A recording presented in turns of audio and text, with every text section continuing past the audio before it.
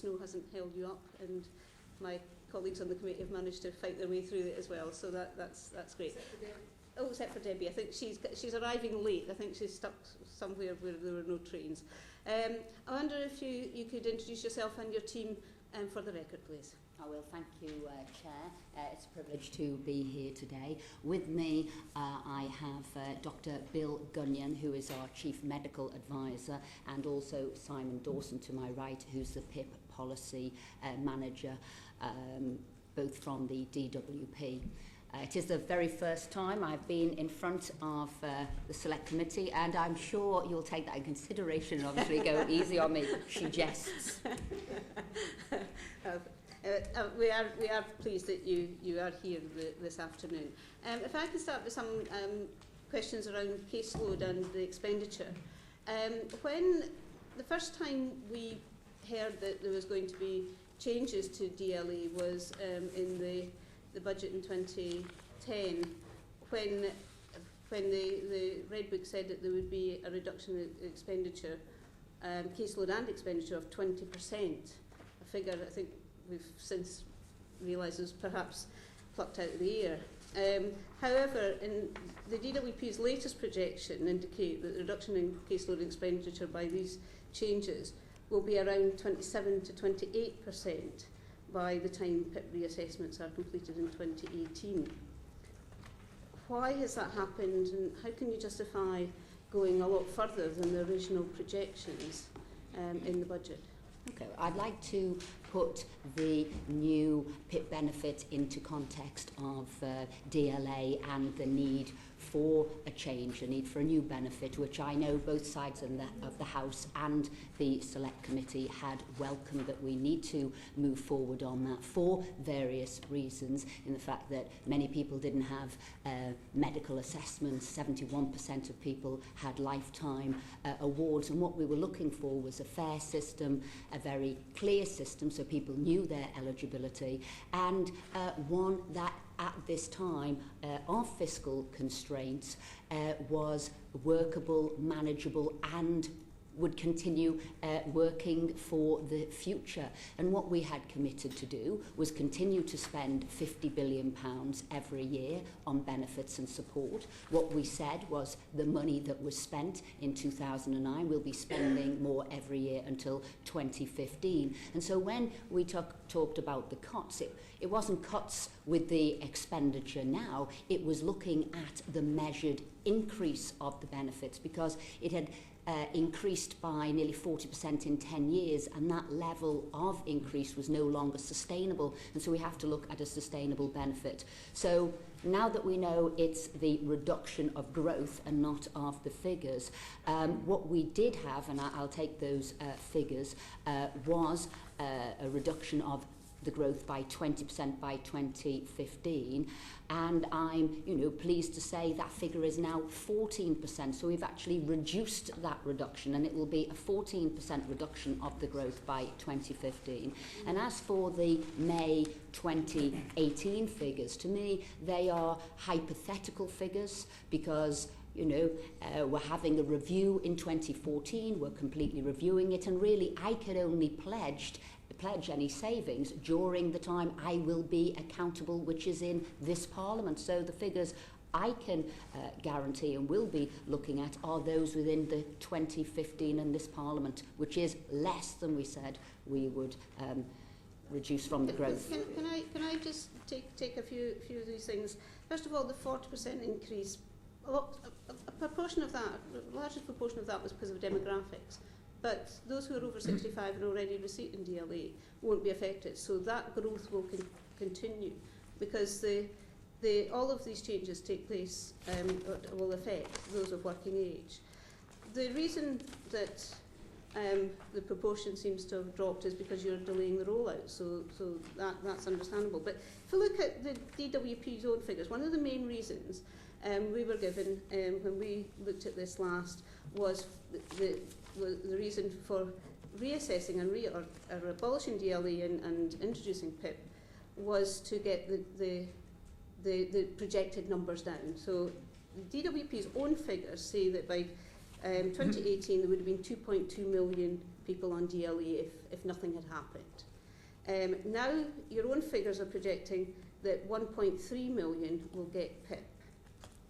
Now, we also know from the figures that we have and your department has provided that 500,000 will get less support. So there's almost 1 million who would have got DLE and do get DLE and would have got DLE up to 2018, won't get PIP.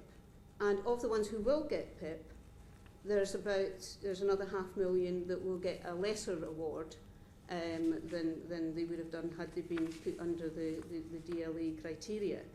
Now, that to me appears as though almost 2 in every 3 of those who are presently receiving DLE will either lose all of their benefit or lose some of their benefit once all these changes are rolled out. Now, it seems a very high proportion. 2 out of every 3 who are presently on DLE or were projected to be on DLE by 2018 could lose either some or all of their benefit. Is that a figure you would accept? The figure that I would say that of those being reviewed, 75% of people will have an award or keep the same award, and 30% actually get more of an award, because what we've actually done and what was key to our policy was that we were focusing the most support on those with the greatest need to live an independent life. And what we've got is, instead of 16% getting the higher rates, we've now got 23% getting the higher rates. So you are right, within the reassessment, some people will have less awards, some people won't get awards. But what we've said we do is focus our most attention on those who need it the most.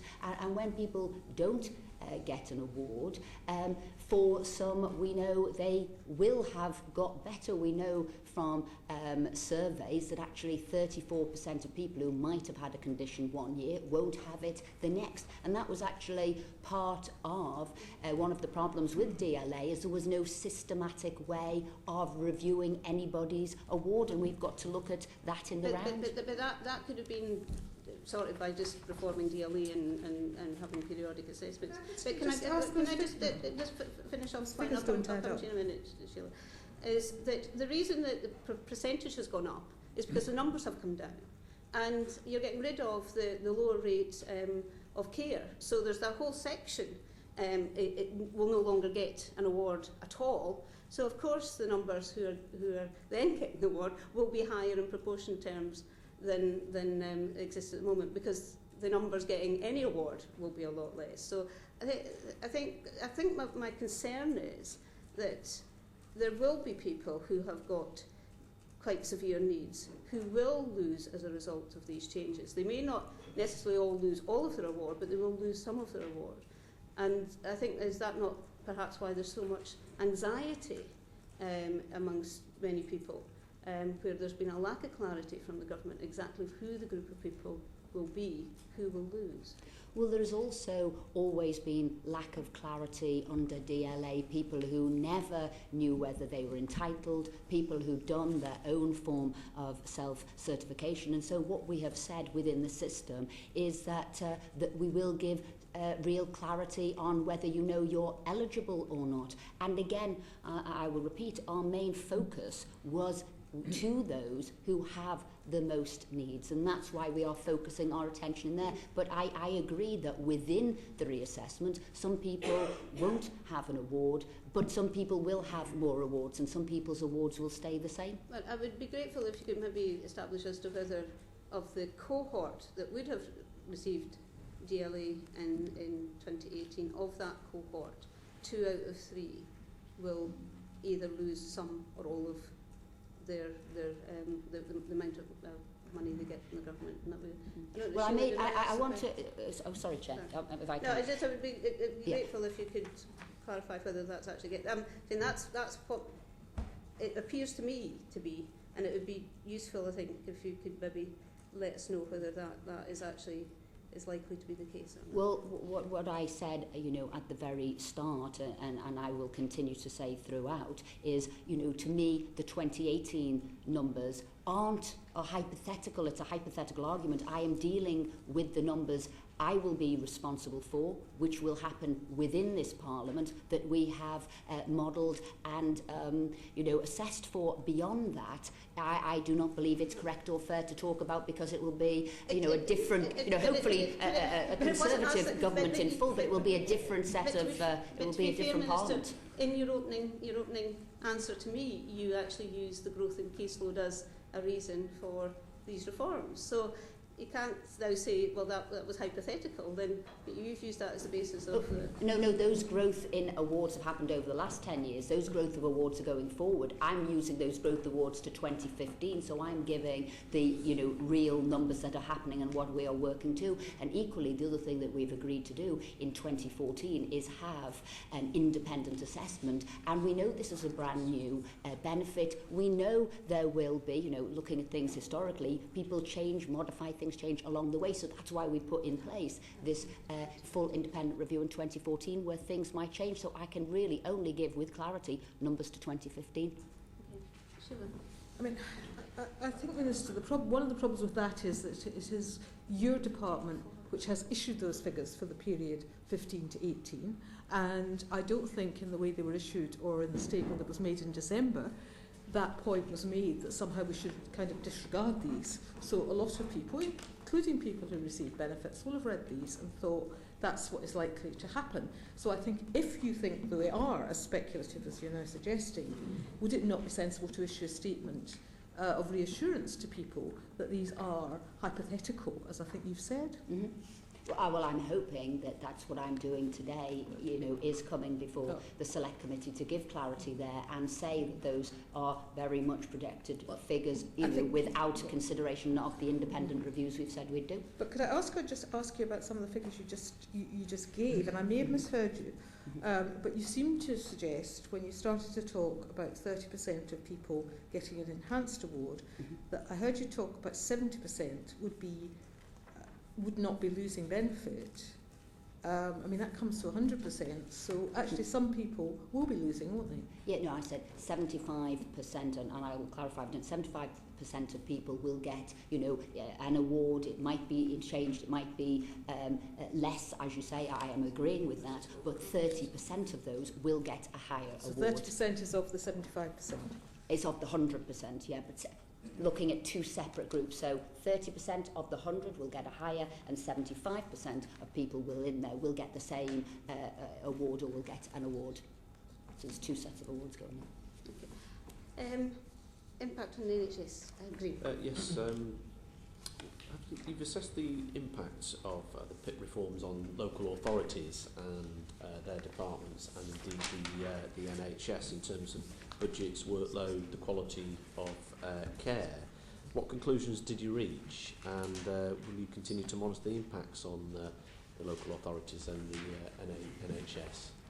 We're working obviously very closely with the health department, with local government, with the local government association, and we have modelled this, and as I have said, we are focusing our support on those with the most need. We're running parallel with the changes in social care and also what's happening with local government. So our assessment has been that there will not be, but we are reviewing this and we are working very closely. Now, I don't know whether I should bring in my colleague here, Simon Dawson. Yeah, thanks, Minister. As Minister said, we're continuing to work with departments for health and communities, local government, the LGA and others, to ensure that disabled people continue to have access to relevant support. We included information in the impact assessment published in May 2012, and we'll make further information available as it becomes available. But we, as I say, we continue to work with those organisations to assess the impact, but we don't believe that there will be a material impact, as is the case at the moment. There's a lot of change going on in local government, Altogether Better, where local authorities are involved far more in public health and well-being, so there's changes going on locally anyway. Do you think that in addition to that change in the way that local authorities will be working, that these changes on top of that, is it an added extra burden on them at this difficult time when there's an awful lot of change already going on? We don't believe that we're placing an additional burden on local authorities, but clearly that's why we're continuing to engage with them through the LGA and DCLG to ensure that both our changes and the changes that are also happening in local authorities are best aligned and best coordinated. How are you going to monitor best practice with all these changes? How long do you think it will take to establish best practice and those beacon councils, those councils that understand this and are able and capable and actually do a very good job, and those councils that perhaps don't do quite as good job? How are you going to establish that? I think predominantly through our links with the likes of local government association, the LGA, but I also think that the government's decision announced before Christmas to take a more gradual approach to the migration of the existing caseload from DLA onto PIP gives us longer to ensure that our changes have the impact that we assess it will. What sort of timescales? How long are you going to assess it for before you come to a conclusion? Well, we're because we begin with a controlled start this April. We then go to national rollout in June. Then we begin assessing or inviting claims for PIP from people whose DLA awards are due to expire from October. And then we then start to reassess the bulk of the DLA caseload from October 2015. Okay, thank you. Okay, now we have a huge number of questions on the PIP assessment, as I'm sure you would have expected, and Anne-Marie's got the first one. Minister, you claim that your intention is that the majority of PIP claimants will undergo a face-to-face assessment. So who do you envisage will not undergo a face-to-face assessment? Okay, well, to ensure fairness, everybody will be assessed. We'll have information, historical information on people. We'll probably have medical information on people, and therefore where it would seem inappropriate, where we have gathered all of the information we need, and where it would seem only appropriate a benefit would continue, we will do what we need to do really on the paper basis. And if you're looking at numbers, in that regard, we would consider 25% of people would not need a face-to-face assessment. So you're saying there's going to be a paper-based, if you like, first stage? Because from what you said, the only way you could do that is a paper-based sift. So what is the type of medical evidence which will, I presume it's going to be principally medical evidence, which would exclude somebody from face-to-face? Well, what we'd have there is we would have the information. They would have filled out a form, and as I said, we would have had historical information on them, and from that we would have what we would have needed, and this is the information that the individual would have offered up on their behalf.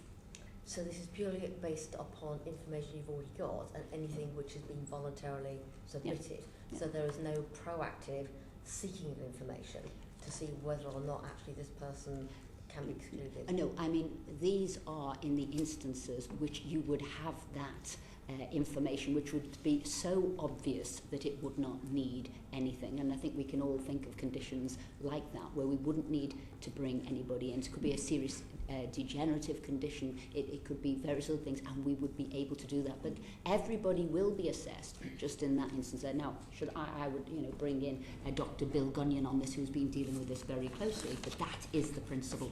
Okay, what would be helpful, I think, Dr. Gunyon, is really some clarity on the statement that the Minister just made, because I think the statement was that in certain blindingly obvious conditions it would be completely inappropriate, yet as I understood it, the government's policy was not to exclude specific conditions, but rather to look on a case-by-case basis, because if we're looking at conditions, then clearly the blind, deaf, the quadriplegics, why have they not been obviously excluded? Because the concern and worry they face, wondering whether they're going to fall into this 25%, is extreme. If I just ask, I think it's a relevant supplementary to that, and probably answer at the same time, is who will make that decision? Is that going to be made before papers are passed to the Atos or Capita, whoever it is, or is that going to be made inside the DWP? Okay, let me see if I can help the committee. I think it's important, perhaps, to avoid confusion. If we think about what will happen for new claims, I think that perhaps clarify the process. Now, necessarily, I can say something about those who will be being reassessed. Obviously, in a new claim, we won't have anything previously relating to that claimant, and in that circumstance, what we will have as the first set, if you like, of evidence is what apart from the initial information that will be gathered at the point of the claim being made, where there'll be a little bit about conditions and so on, what we will then have is what the claimant tells us in the form they complete, how your disability affects you. And that actually looks at their condition, it gathers information on their conditions, their disabilities, how long they've been present, and then it looks at the impact of all of those disabilities based around the 12 different activities, the 10 for daily living and the 2 for mobility. That in itself may give a very clear indication that either there is nothing to suggest that this individual's condition actually has any impact on their ability to participate in the activities of daily life, and actually potentially a decision can be made at that point. Equally, it may give information that indicates that the impact is such that for this individual it is very clear that it's going to be possible to make a recommendation to the decision maker, the case manager, that this individual it will be possible to identify relevant descriptors in order to provide the information. There will be some, so there will be some where it may, what will be helpful is to decide to get further evidence. Now that may be from the individual's general practitioner, from another healthcare professional, and in that form, how does your disability affect you? We do actually ask individuals to let us know who the different people are who would be best placed, and particularly health professionals, but others, best placed to tell us about the impact of their condition on them. So are you talking about there being 3 groups? One where it's blindingly obvious and they're simply inappropriate to have made the claim. 2, the ones where there's a question mark. And 3, were the ones where obviously, that absolutely they will need it and there's not even... There may also be those where it is clear, where there is evidence that it's such that it would be extremely distressing for an individual to have to undergo a face-to-face assessment. And again, that may be the circumstance where, for example, we want more evidence in order to be able to make a decision, if possible, avoiding a face-to-face assessment. And I think Ms Gilmer asked when that would be made. That will be made by the healthcare professional, the provider who gets the information. To that immediately then, is it the case, or is this what I've heard, maybe you can tell me it's wrong, that the healthcare provider, the assessor, if you want to call them that, has a month from the time they get the papers to make the decision? And if that is the case, is that not going to be a very short space of time to do all of that and perhaps get information? Because I think we have had evidence from other situations that getting doctors in hospitals or other healthcare professionals to have a speedy turnaround of information is sometimes quite difficult. So is it a month? And do you really think all of that can be done, making that first triage, if you like, and then deciding who you're going to look at? I think we just need to make clear that, excuse me, that there isn't confusion arising with the time that the claimant has to return their form, which is a month, but again can be extended where there is good reason. And obviously we're particularly clear on those who are particularly vulnerable, who require assistance. In terms of the timescale after that, Simon, can you confirm if it is 4 weeks we're expecting before the decision is made on whether or not a face-to-face assessment is required? We'd need to take that one away, I think, and confirm. So is it 4 weeks to decide that it's a face-to-face, or is it 4 weeks to do the whole thing?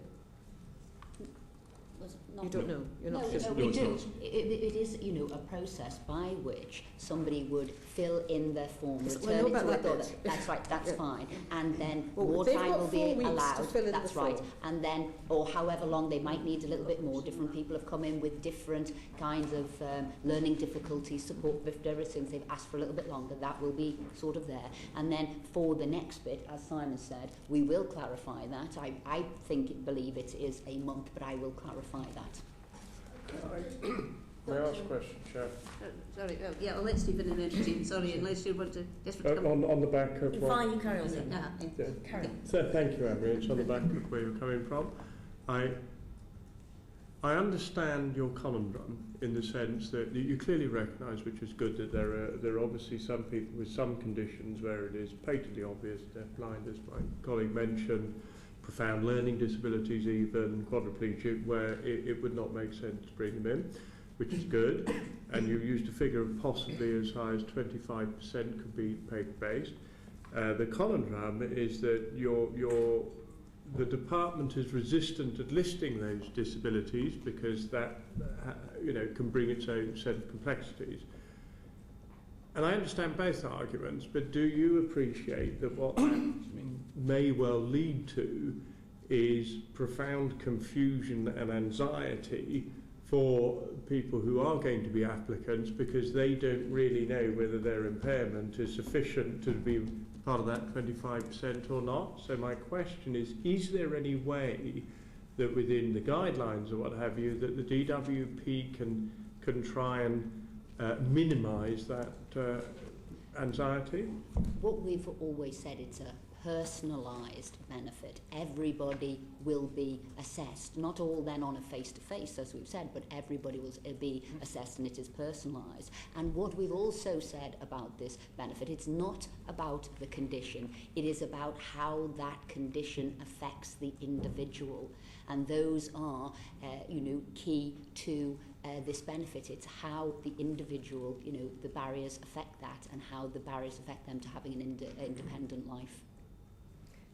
Hold on a second. Because Piran really doesn't get a chance to ask a question. Thank you, Chair.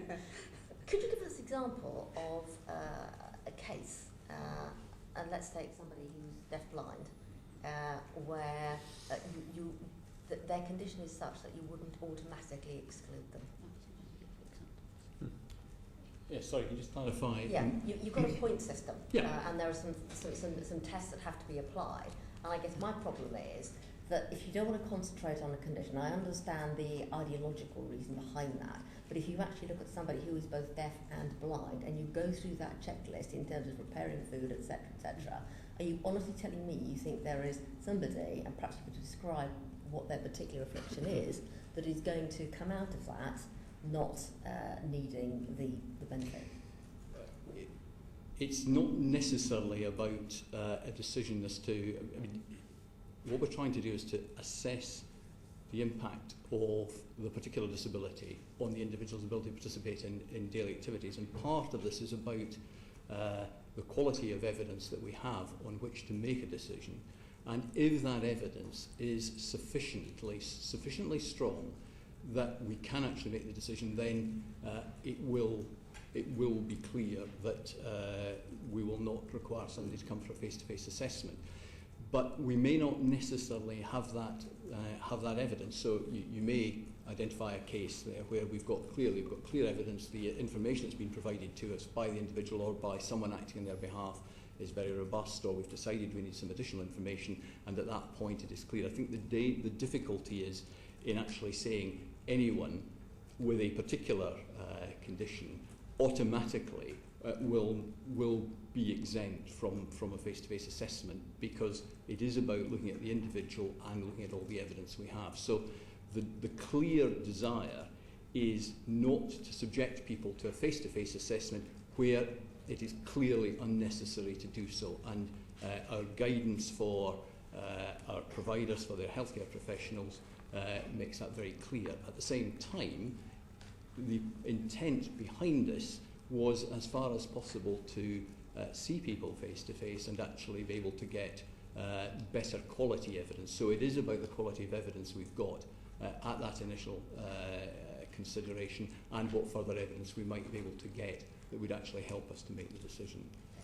In the report back, can I confirm that the department will actually obviously give the details of the people, give the numbers and percentages of people who didn't go to face-to-face assessment, but I would also ask, even though, as the Minister knows, I'm very, very, very pro the social model, I've got to be absolutely realistic here. Would the department also present in the report back what the different strands of disability were. I think that is important. Of the percentage of people, first of all, the percentage of people who don't go through face-to-face, you know, a year after your sort of annual reviews. But what I would also welcome is some data around what those disabilities are, because it would be unrealistic to completely ignore that, even though I appreciate the social model. So after we have begun this, and as we are monitoring it on a daily, weekly basis, and maybe would you think that would be right on the 2014 independent review? Because obviously I'd like to work with the select committee on there. What is it that we feel the scope should be? What is it we feel we should have reviewed? So do you think that would fit into that? I'm sure we'll come up with a list for you. Yes, sooner rather than later it might come. Can I just perhaps, because Dr. Gunyon was, you talked about new claimants. I think again all the members of the committee were, got an email from the Motor Neuron Disease Society, who are concerned that their group, who have got a very rapid degenerative condition, when their time comes, that they will be reassessed. They will have to go through a face-to-face interview, even although they've got upper rate DLA and upper rate DLA both in care and mobility. Can you give that group of a very specialist group of people the assurance that you're not going to expect that when they're migrated, or when they're not being migrated, are they? When DLA for them comes to an end and they get sent the form to reapply for PIP, that they're not going to have to turn up for a face-to-face assessment? I think that's an example of cases where the expectation is that the evidence that they would be able to provide, and they are going to be familiar with things, having been on the benefit and having been through a system before, is such that it should be possible, it should be perfectly possible to make a decision on the basis of the evidence. But it is, again, I would emphasise, it's the quality of evidence that we have. But I think one of the things that we will be doing is making sure that people who are going to be, when that time comes, are going to be reassessed, will have plenty of warning, will know what it is we need. And in fact, on the form, how your disability affects you, it makes very clear, there's an information booklet that goes with it, it makes very clear the importance of giving us as much information as possible and making clear who the different people are who would be able to give us evidence about the impact of their condition. So we're working very hard to try and make sure that this process is as fair as possible, at the same time that it is sound, but that obviously we behave appropriately in relation to people who are able to provide the evidence and who've got the most significant disabilities, and for whom clearly a face-to-face assessment would either be inappropriate or indeed would be distressing. I think Simon Dawson wants to add to that. Yeah, and just to sort of add to Bill's response, let's not forget that the special rules for terminal illness will still apply in PIP as they do in DLA as well, which gives that fast-track facility. I think we'll allay some fears. Jane was the next. Thank you, Chair. You've alluded to the fact that assessment is in itself sometimes stressful and difficult for people. But obviously reassessment and frequent reassessments is something that is troubling quite a lot of members of Parliament. In the debate last Thursday, which was about the ATOS and work capability assessment, there were examples cited of very frequent reassessment. And I suppose a big question is, to what extent is the DWP looking across these two major reforms to make sure that people who perhaps have just been through an IB process, the work capability assessment, and perhaps even been through a tribunal and having a view on their award or not, and not then rapidly called back for assessment and causing undue distress if, for example, they've won a tribunal appeal against WCA. I think we've got to be mindful of the fact, though, that the ESA and PIP are two very different benefits with two very different forms of assessment. One's whether you can do work, and one's what barriers you have to overcome and how we can support you in that. So I think that has to be put aside. But what I can say is that when we award terms, we will be looking carefully at that, about the length, about the duration, about what we can do, because again, with all the information we've gathered, it would only be right and appropriate to the person, to the claimant, that their condition is taken into a case there. And at the moment, we are looking into the guidelines to that. We are looking for further representations on that. Simon's taking this through at the moment, but that really is key. We know we've got to be measured really on that, and really rather thoughtful and caring on what we do there. Yeah, and certainly I would add to what Minister says, although we do expect to have to review entitlement to PIP awards. I don't think that we would be seeing reviews of quite a short duration as they are on ESA, for the very reason that the Minister said, the very different benefits. Sort of entitlement to PIP is based on sort of someone having sort of satisfying a 12-month qualifying period. Therefore, it's more about people with longer-term conditions. Therefore, we would expect to need to review their entitlement less frequently. But clearly more frequently than we have previously done on DLA.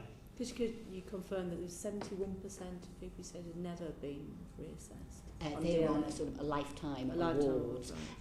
And our view on that, some of them, 50%, never had a sort of medical supporting evidence. And what we're saying now is part of the positive things of PIP really is to look at a systematic review. And as we say, is how can we help? Because I'd view it the very opposite way. If you've put these people on benefits for life, what are we doing as a society to actually help those people, enable those people? Yes, I appreciate some people's conditions won't get better, maybe some will get worse, but there is a percentage of people who will get better. We have to be there for them in a very different way. How can we, help them to progress, to take an active part in society?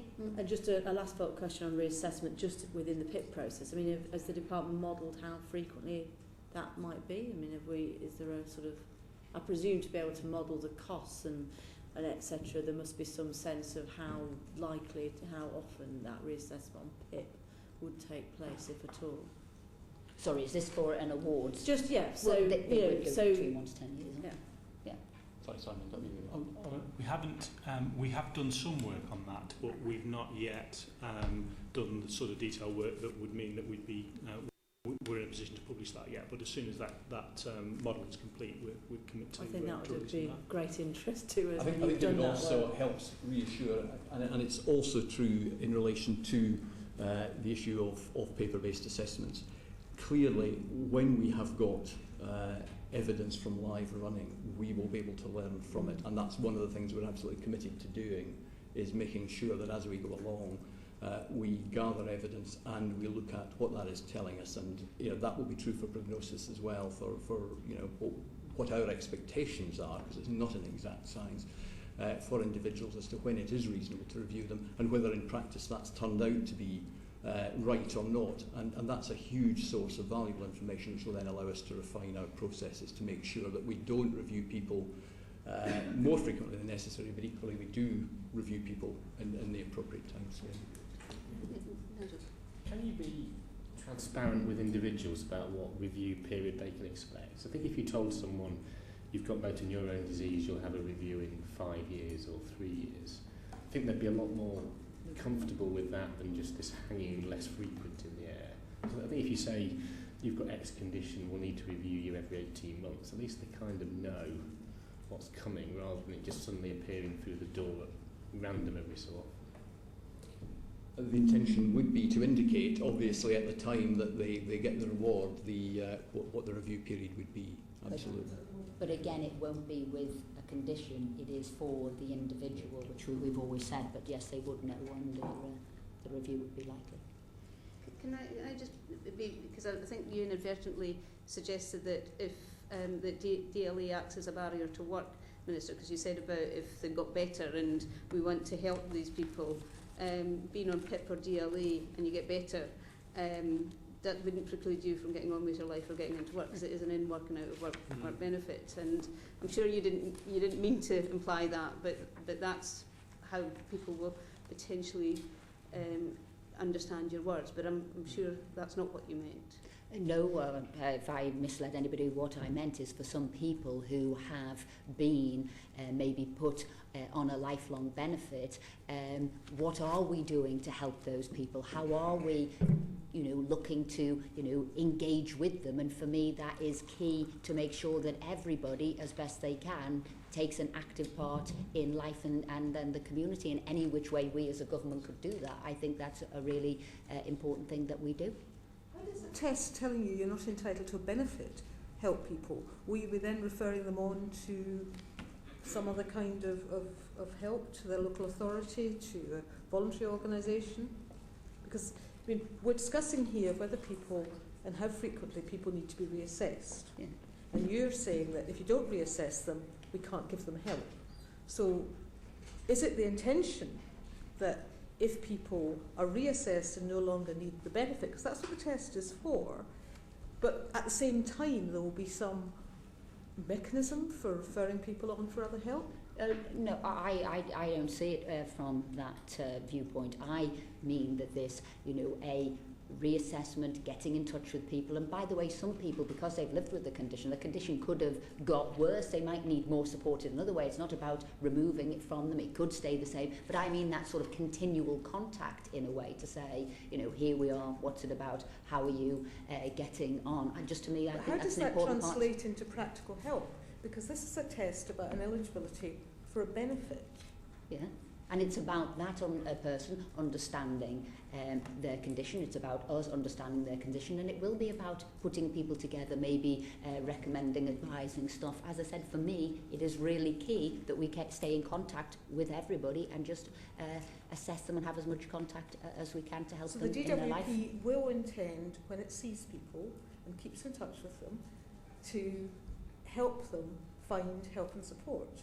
So that will be an integral part of what you're doing. Well, I think when you are assessing people, you are meeting them for an hour, these meetings would be, then you have an overview and you will engage in a conversation with that person. And yes, of course you will. In an hour's conversation, you will be talking about different things within that, how best you can get support and helped. Of course you do. Anybody would do that.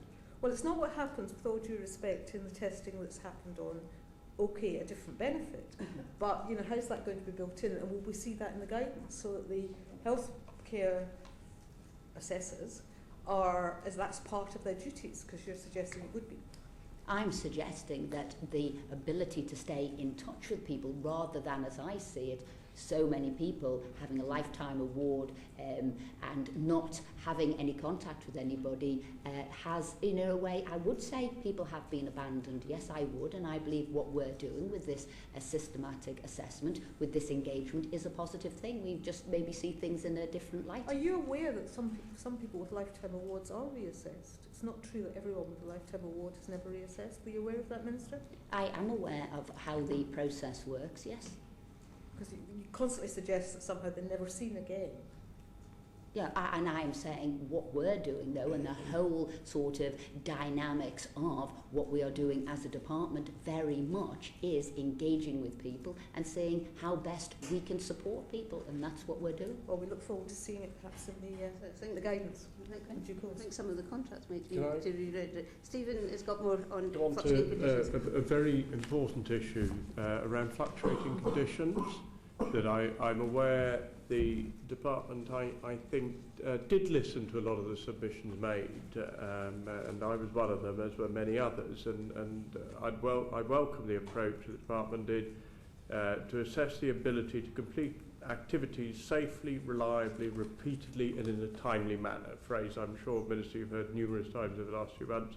But my question is, why limit this wording to the guidelines and not include it in the face of the regulations, on the face of the regulations? Because when it was put in the guidelines is because we believe it is what is key to an assessment. It's also in the contract with the people who are doing the assessment, and it has always been key that those have been used in making an assessment. So it has just been throughout the whole process that those timely, safely, repeatedly in a timely fashion has always been viewed. However, because people like your good self have made representations on that, we will be seeing whether this is something that we can put into regulation, if it is helpful to put it into regulation and it doesn't actually become restrictive within that. I know Dr. Bill Gunyon has specifically been looking at this, because what might seem as a positive introduction to regulation actually might be limited, and we believed it would be better in guidance and the contract. But I'll bring Bill in on this. Perhaps I can reassure that this absolutely was the intention as the assessment was developed. In fact, this is probably one of the most critical parts of the assessment, is because it deals with issues across a range of things, from pain, fatigue, all sorts of things. The ability to do things reliably is absolutely critical. So it's been core all the way through, and therefore whether it's actually in regulations or not, it will happen, and it is core to the whole process. I think the challenge. Doctor, I think I dispute that, because I think if it's not in the regulations and in the guidelines, I think sometimes it will not be observed. There will be more appeals that will go through the courts, and case law will determine which route is followed rather than Parliament.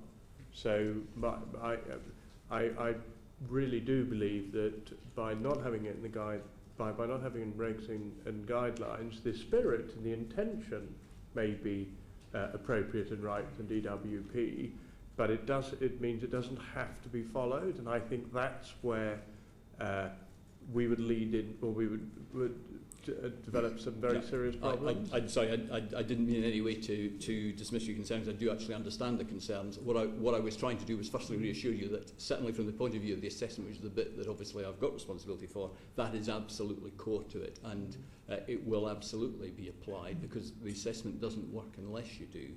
But I think the issue about putting it in regulations, and as the Minister said, obviously the Minister's given the commitment to look at this. The only thing we have to be cautious of, and this is my one concern, that when you start to put things into regulations, they have to be drafted in a way that the lawyers feel will actually not be open to any misinterpretation.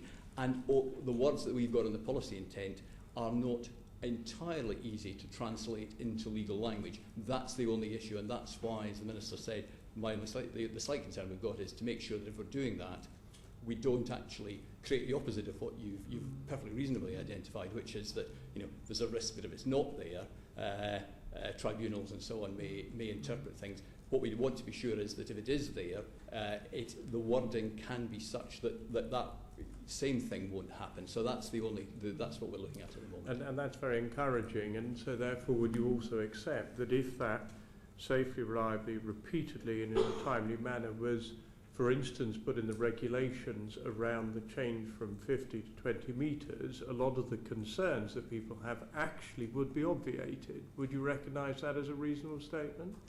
And that is in fact the case, whether it's in the regulations or not, because that is absolutely the way the criteria in Activity 12 would be applied. It would be dependent on people being able to do it safely, reliably, repeatedly in a timely manner. Absolutely. So, reading slightly between the lines, would it be fair to say that obviously you're looking at that very closely at the minute, and could I, as the Minister's here, which is an excellent opportunity, ask that perhaps in the very, very near future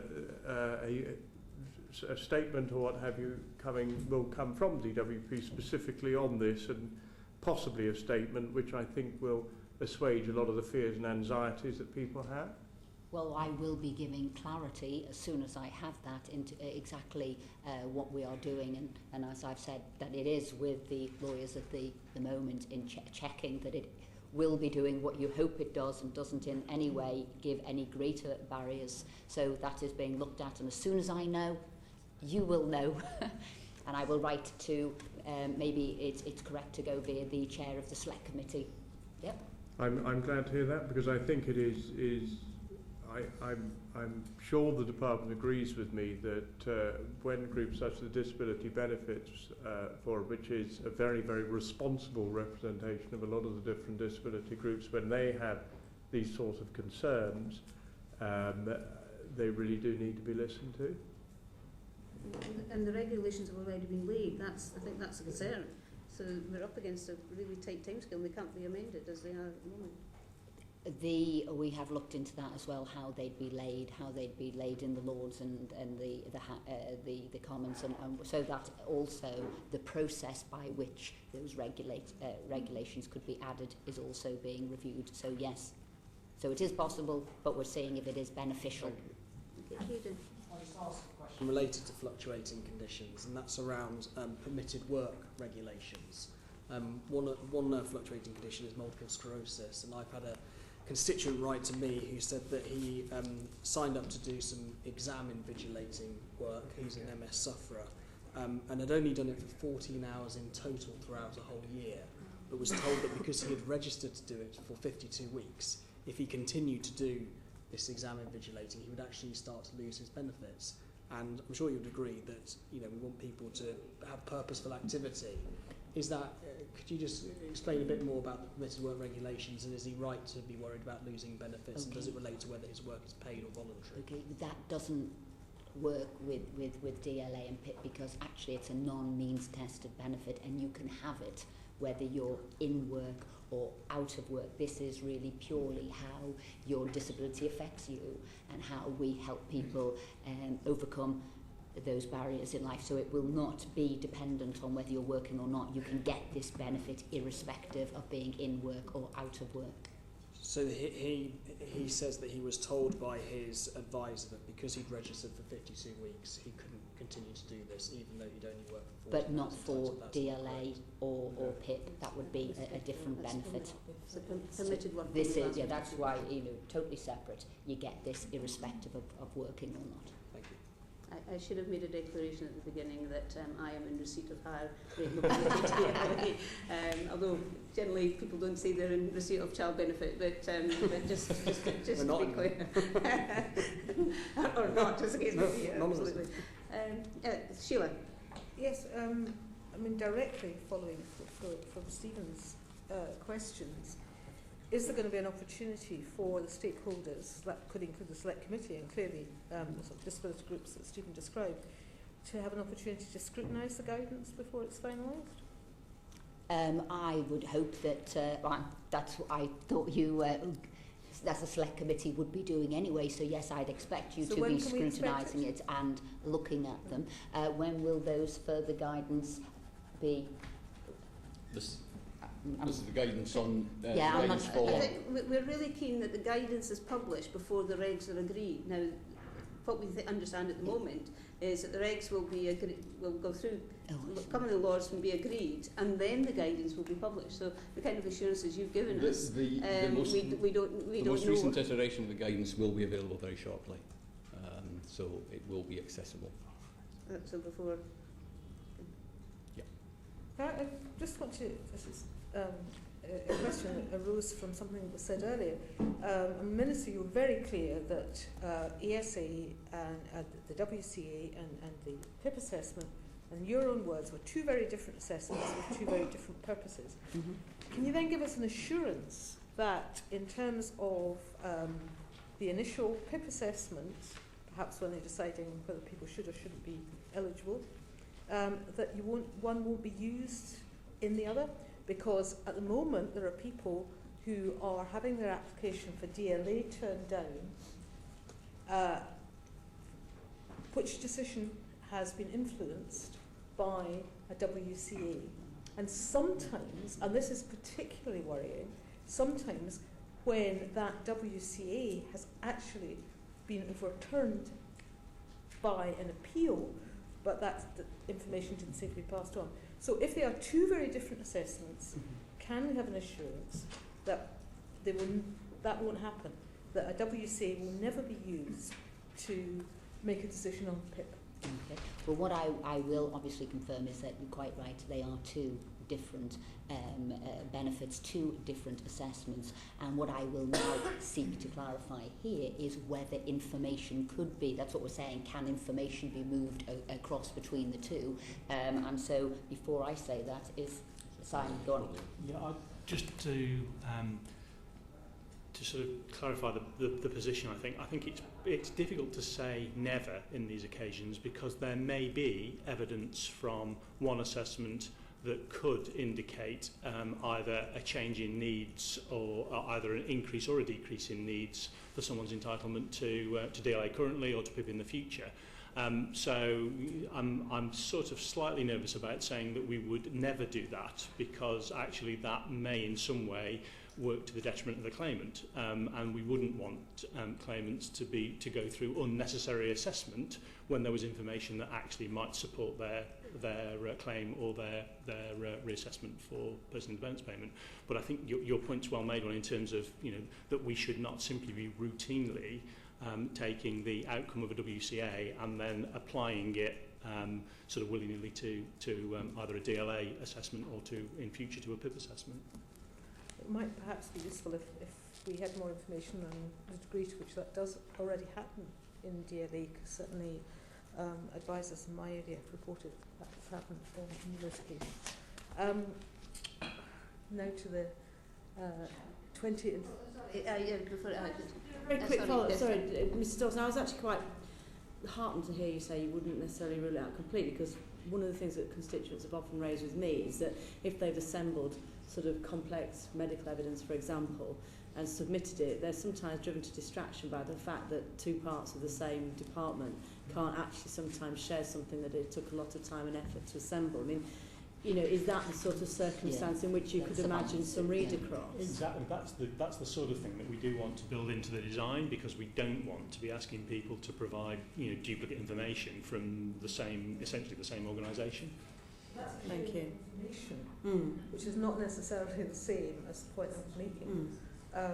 To be fair, I think the points sort of raised here are very sort of points that we should take on board, and I think we would look at that, because yes, you don't want duplication, but B, you don't want wrong sort of information. I think that's something that we know should be mindful of. If I could turn to the change, which at least many of the disability groups think is a change, in the threshold for enhanced mobility under PIP. The original consultation draft referred to not being able, cannot move up to 50 metres without using a wheelchair propelled by the individual, and then there was a lot of debate about wheelchairs and so on. But the final regulations are very different. They say can stand and then move more than 1 metre, but no more than 20 metres, either unaided or aided. Why has this changed, and why was there no consultation on such a big change? Well, there isn't a big change, but what I think there was definitely a lack in communication, or communicating correctly what was happening here. One of the, I suppose, biggest inconsistencies was with the eligibility for high rate motability, because there was no clarity around what really that was. The original tension was unable to walk or virtually unable to walk, but over time it has gone to 50 metres. But within that 50 metres, some people could get higher rates, some people could get standard rates. So what we sought to do really was to give that greater clarity. And so what we'd said, and I believe the policy advisors and the medical advisors had sort of seen it as a positive advancement, that you'd say automatically 20 metres you would be entitled to, and then what we'd look at through the rest was the whole sort of safely, reliably, repeatedly being used across the full 50 metres, so you could get enhanced mobility within the 50 metres, but we were looking to do you see why that's why it has to be a regulation? Because if it's just a guideline, then I think the real danger with the assessor is that some assessors will not follow it as rigorously as they would have to if it was a regulation. I'm absolutely convinced of that. Well, I don't agree with that per se, because I think once it's in guideline, once it's in your contract, once that's know that is fundamental to how you give an award, I don't. But like I said, I have taken away whether we will put it in regulation. What I'm saying is we sought to clarify what was otherwise a very vague criteria for giving mobility, and that's what we looked to do. So actually everybody thought it was positive. I'll bring Dr. Bill Gunyon in here. I'm very confused, because you seem to be now suggesting that someone who can't move more than 20 metres, which is a very, very short distance. I mean, as I'm sure not you know, much as longer, Minister, is you're it? aware, it wouldn't take me from even halfway to the nearest bus stop from my house. In fact, even a quarter of the way from the nearest bus stop. It Very wouldn't short take you distance. from here to the lift. Yeah. Which would gather that gather, and it does say no more than 20 metres. You then seem to be saying that there's another criteria somewhere in the background, No. which about this safely, reliably, and No. so on, which could extend that to 50 metres. No, I'm saying there has been much confusion within the 50 metres as it stands now under DLA. Well, under that DLA, some people might get enhanced, some people might get standard. And what we sought to do was to actually give people sort of certainty within that criteria. So it's We've 20 seen that as a metres. positive announcement. So it's 20 metres is it. So the safely, reliably, and so on is really not particularly relevant here, is it? Well, to be... Go on.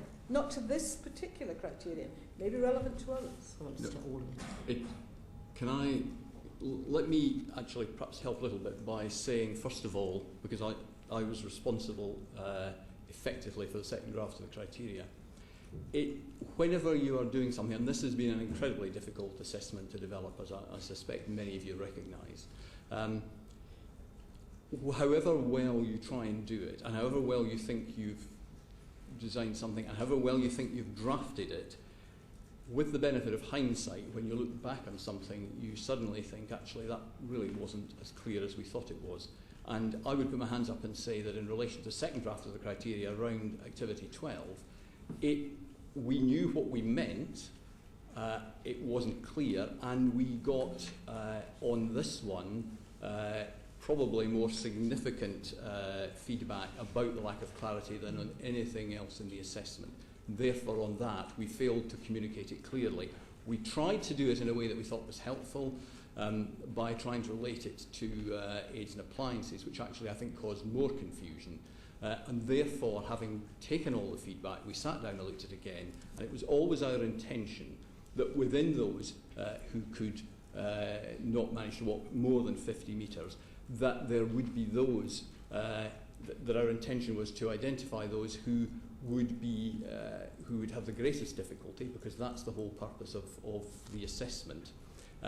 But that there would be those, and can I say that the safely, reliably and repeatedly would apply across the distances. So you may be able to walk 20 metres, but if you can't do it safely, reliably and repeatedly, you would qualify. We tried to remove the confusion about... If I couldn't say, your mistake there was that as soon as I saw it, I knew what was going to happen, and with respect, I've been an MP now for 2.5 years, and I finally said with respect to someone, with respect, if you had checked with a couple of those mobility, disability charities, they would have told you instantly that 250,000 people are thinking they're going to lose their mobility car.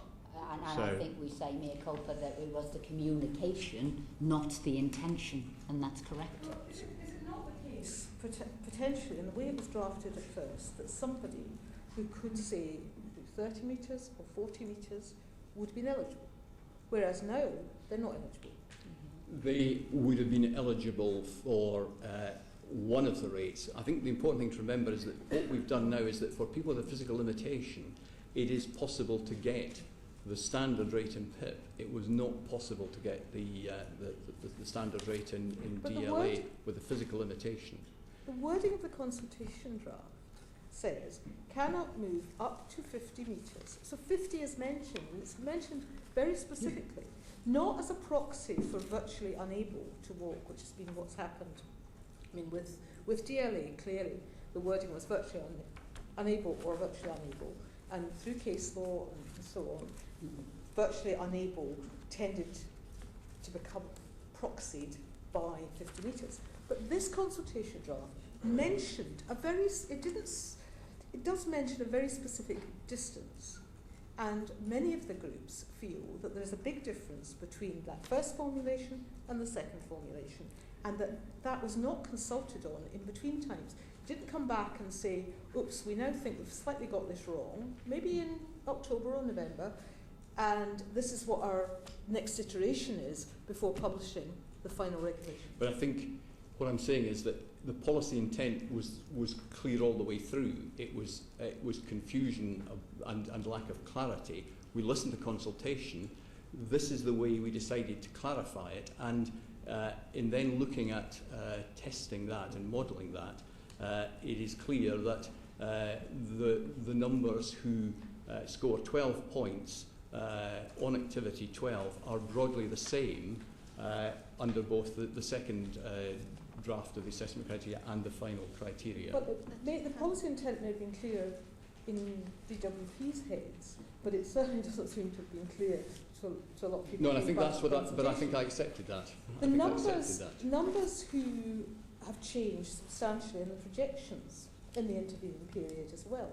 So that from the first draft of the regulations to the final draft, the number of people anticipated, okay, we're back into the hypothetical, I know, 2018 stuff, but nevertheless, the number who were expected to lose or not to get enhanced mobility was stated to be 280,000, and following the final draft, the figure is 428,000 fewer people.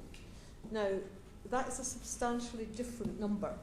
Is that as a result of this change, or why has that number changed so much? Because clearly a lot of people looking at this is thinking,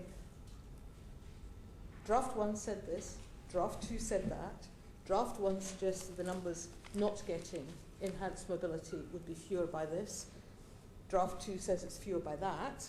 So is there no relation between those two? Is it purely coincidental that the numbers who are not going to get this are now higher than they were previously? Well, I think, once again, you've gone to the 2018 figures, but not you have the, Minister, not the 2015 numbers, which I said very clearly Minister, at the beginning is what I'm working to. These are comparators. Sorry to cut across you, but these are comparators that on both occasions you have given. And, you know, I don't think you can completely say, unless you now want to scrap all those 2018 figures altogether, that you know, there's not a comparator there.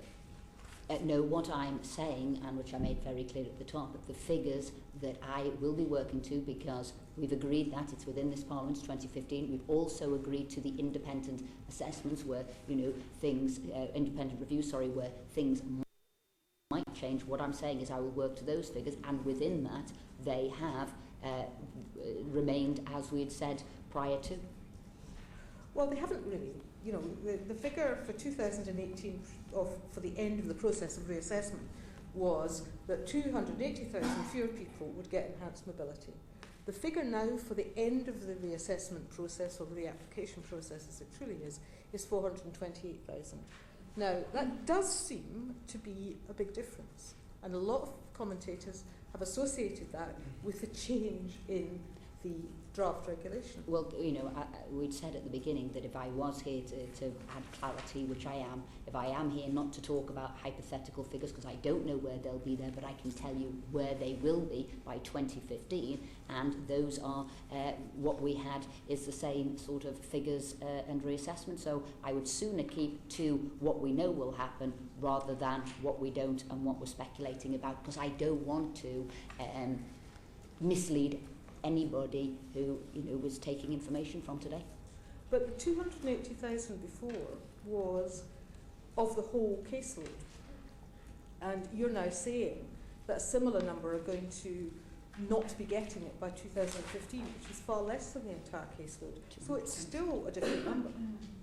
Well, 200,000 it would now be by 2015 is what we were looking at. Yeah. But this is a different.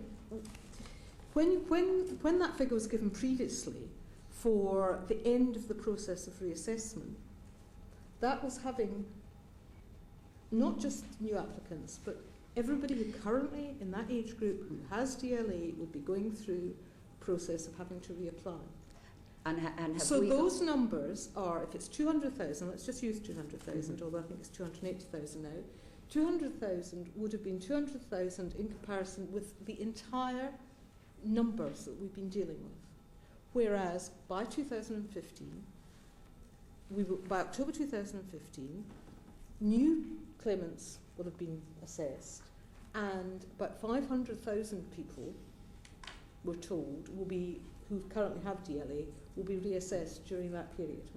So it's a far smaller group from whom that took. So the numbers are still not comparable, however you present them. Well, as we'd said, the intention was the same from the second draft to the final draft, and those figures remain roughly the same from the second to the final draft, showing that it was a communication, which we'd said from the beginning, not an intention change. And So those what is this remain the figure same. about 428,000 then, which is, in your own figures that you have presented, that you presented to Parliament in a statement in December, the figure of 428,000 was given. No, I know we're going over the same ground, and I want to tell you what is happening, not what is hypothetical, what could happen after 2015, which we've said before. There is a general election there. We've got to have independent reviews there. There might be alterations there. So I don't seek to give misinformation out to people who it means a lot to who could be watching this. I'm giving you the facts to 2015, and I hope we can stay there, because I want to make sure people who are watching this, people who read the news after this, know for certainty what is happening to them for the next couple of years. So I really don't think it's correct to pursue those incorrect numbers. Given those figures? Why were those figures given to us in a statement to Parliament? Because there does seem to have been a difference. And if you are now trying to see that they're the same, because in the period between now and October 2015, there'll be fewer people go through assessment because you're slowing the process down. Mm-hmm. But of those, the number who will not, you think, get enhanced mobility is going to be about the same as the number that you anticipated previously wouldn't get it when you had done the whole caseload. I'm obviously not making myself at all clear. Well, it's less than it's 200,000. What I'm saying is, let's deal with the figures that we've got, that we know, which were the same between the second draft and the final draft, and then we can work around those. But please, let's not bring in a set of figures which is not relevant to today or this Parliament, or which I would be, or I'm responsible for. Can I didn't publish those figures. Can I perhaps bring it back to a more practical level, because there are people with again, we got a briefing from the MS Society, very, very exercised by this change, incredibly exercised by this change, and I watched someone with MS on Saturday who was attending the same meeting as me. The disabled parking was 30, 40 metres from the door. He walked, he got out of his car and walked with his walking stick. He stopped more than twice, absolutely exhausted by the time he got into the meeting. Now, by the criteria here, that means he would only get 10 points because he can move more than 20 metres. Well, actually, probably in a winner could probably manage the 50 metres. He could probably do more than the 50 metres. But from his first step, but Diane, can I clarify the issue of safely, reliably, repeatedly in a timely manner would become highly relevant here, because you've identified the fact that not only did it take a while, but there's an issue about him being exhausted at the end of it. So that is why this is so important throughout all the descriptors, is that ability, because somebody may be able to do it, but if they're then not able to do anything for the next few hours, or they're exhausted the next day, clearly they're not then going to be considered able to do it, and they would actually get the points. But where does the measure start? What if he could walk the first 30 metres comfortably and then struggle, then that means he ends up not getting the enhanced rate. Is that right? If that's correct, and there are no other factors around the safely, reliably and repeatedly, then yes, that would be the case. But it's important it's from the first step. Because the other thing is quite a number of people who, in fact, more than 50% of people who use wheelchairs can actually walk a bit. And if you put buggies in, it's probably an even bigger proportion. They can walk. Lots of people who use wheelchairs outdoors or to go shopping or whatever don't use them in the house. Now there's a feeling again abroad that anyone who is mobile without a wheelchair around the house, because they've got handholds or whatever, and they can actually manage quite well around the house, are not going to get enhanced mobility. Is that right? No, because it's going to depend on whether they're able to, remember, you've got to be able to stand, you've got to be able to stand, you've got to have also one normal foot on the ground. So double amputees, for example, bilateral amputees, clearly would not meet that criteria. You've got to be able to stand, and then you've got to be able to move that distance, and you've got to be able to do it safely, reliably, and repeatedly. And that's the issue.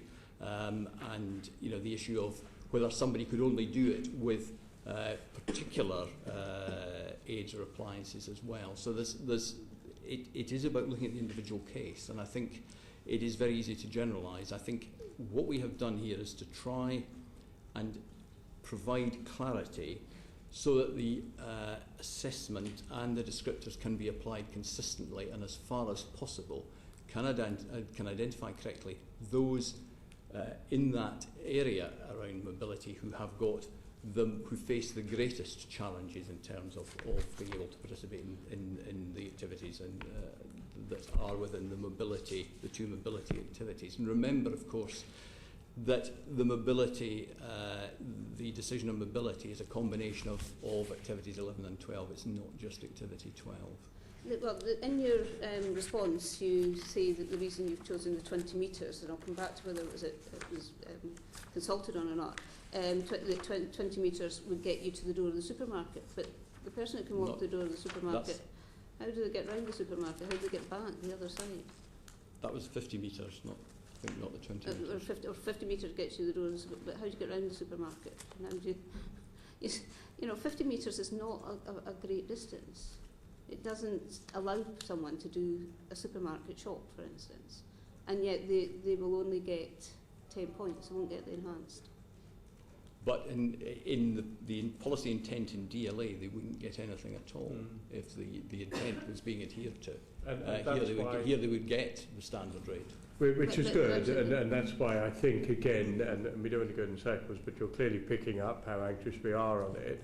That's why the disability bodies approved of the timely, safely, etc.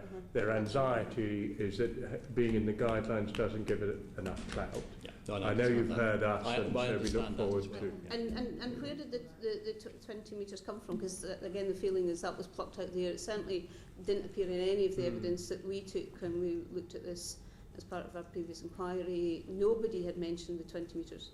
The only thing, with hindsight, I can look back and there were exemplars given of what people would get under PIP, and one of my criticism was we didn't know what we would have got under DLA. You just give and there was a chap who was, I think, an ex-miner with arthritis in his hips and couldn't use a wheelchair or a walking stick because his hands were too bad, and he didn't get the enhanced rate, and that was I thought that was unusual when I read that as a descriptor, but that fits in with what you've now got here. But that was not in any of the consultation papers. No, and I think we were seeking to clarify and to try and achieve the policy intent and doing it a slightly different way. I think the issue here was one where we might have, and I'm sure the Minister would agree with this, we might have communicated this differently. It was not an intention to do anything different, and it was a response to the comments we got in what was quite an extensive consultation, to which we did listen. Can I ask about passporting things? Out of a lot of the upper rate mobility passports, and the thing I find most precious of all is actually my blue badge. It's the most important thing. It gives me access to the wider bays and stops me having to travel in wheelchairs quite the same distances. But the automatic entitlement to a blue badge only comes with upper rate mobility DLA. There will be people who have got very limited mobility who are only getting 10 points under these new descriptors, but they won't automatically qualify for a blue badge. They won't qualify for a freedom pass, the rail card, without going through another assessment potentially. But the ease for all these other organisations that don't have to reassess people because they have the upper rate mobility. DLA acts as a passport. What's going to happen? Well, we're working on the passporting at the moment. We're looking at working with the various different departments to see how we can best enable people with the passporting. Yeah, we've maintained the passports that existed on DLA and translated those over into personal independence payment. Clearly, if people don't qualify for personal independence payment, then they will have to apply separately for a blue badge. But who's going to know they've got 10 points? Because there's a big difference between the 8 points, which gets you the standard rate, but they've actually overscored on that, but they haven't scored enough to get the enhanced. So they've overscored, so they've obviously got quite severe limitations on their mobility. Individuals will, sorry to interrupt, but individuals will get their point scores when we they will we're introduced in notifications from October next year, so we will be and people can request it before that too, so people will have point scores, so they could use that in support of any separate claim for benefits and services to which they wouldn't be passported. Okay, right, I think we better move on, and I've forgotten who I'm moving on to now. It's section 3, but I can't read it. Oh, Teresa, sorry, Teresa. Got caught up. Can we just move on to the actual contracts themselves? The contracts have been given in sort of regional lots, and one contract's gone to Atos and one to Capita. Did you consider commissioning more than one supplier in a region so that you could compare performance at all? Well, what we were looking at here, obviously we need consistency, but we were also looking to see could we develop best practice and learn best practice across different providers. But we knew that before we could maybe go to multiple providers, we would like to ensure that we'd manage to develop this in different regions. So there were many thought process that had gone into that. We had many bidders, various people on the framework. We looked at which was the best quality, which was the best service, who were we going to work with, but we have to make sure that this works, that we can roll it out. So as it came back, we've got our providers and we've got them in the different regions, and we thought that was the safest way forward. But in the work programme, you've got multiple suppliers in the same region. Did you not see any advantage at all of having more than one supplier, so they actually would bring each other up to speed in many ways and they could share practice? Did you? Having the ones in different regions, we can get best practice there. Two different companies are going to be doing it in different ways, obviously guided by so very you'd be able much to compare the different regions against each other rather than the and what different people are offering. So whereas you'll find that Atos is working closely with different health providers, so that the clients will be going to local sort of clinic centres, local hospitals. You'll find that, say, Capita has said, well, what we'd look to do is do a significant number of home visits. So we're working out there what is the best.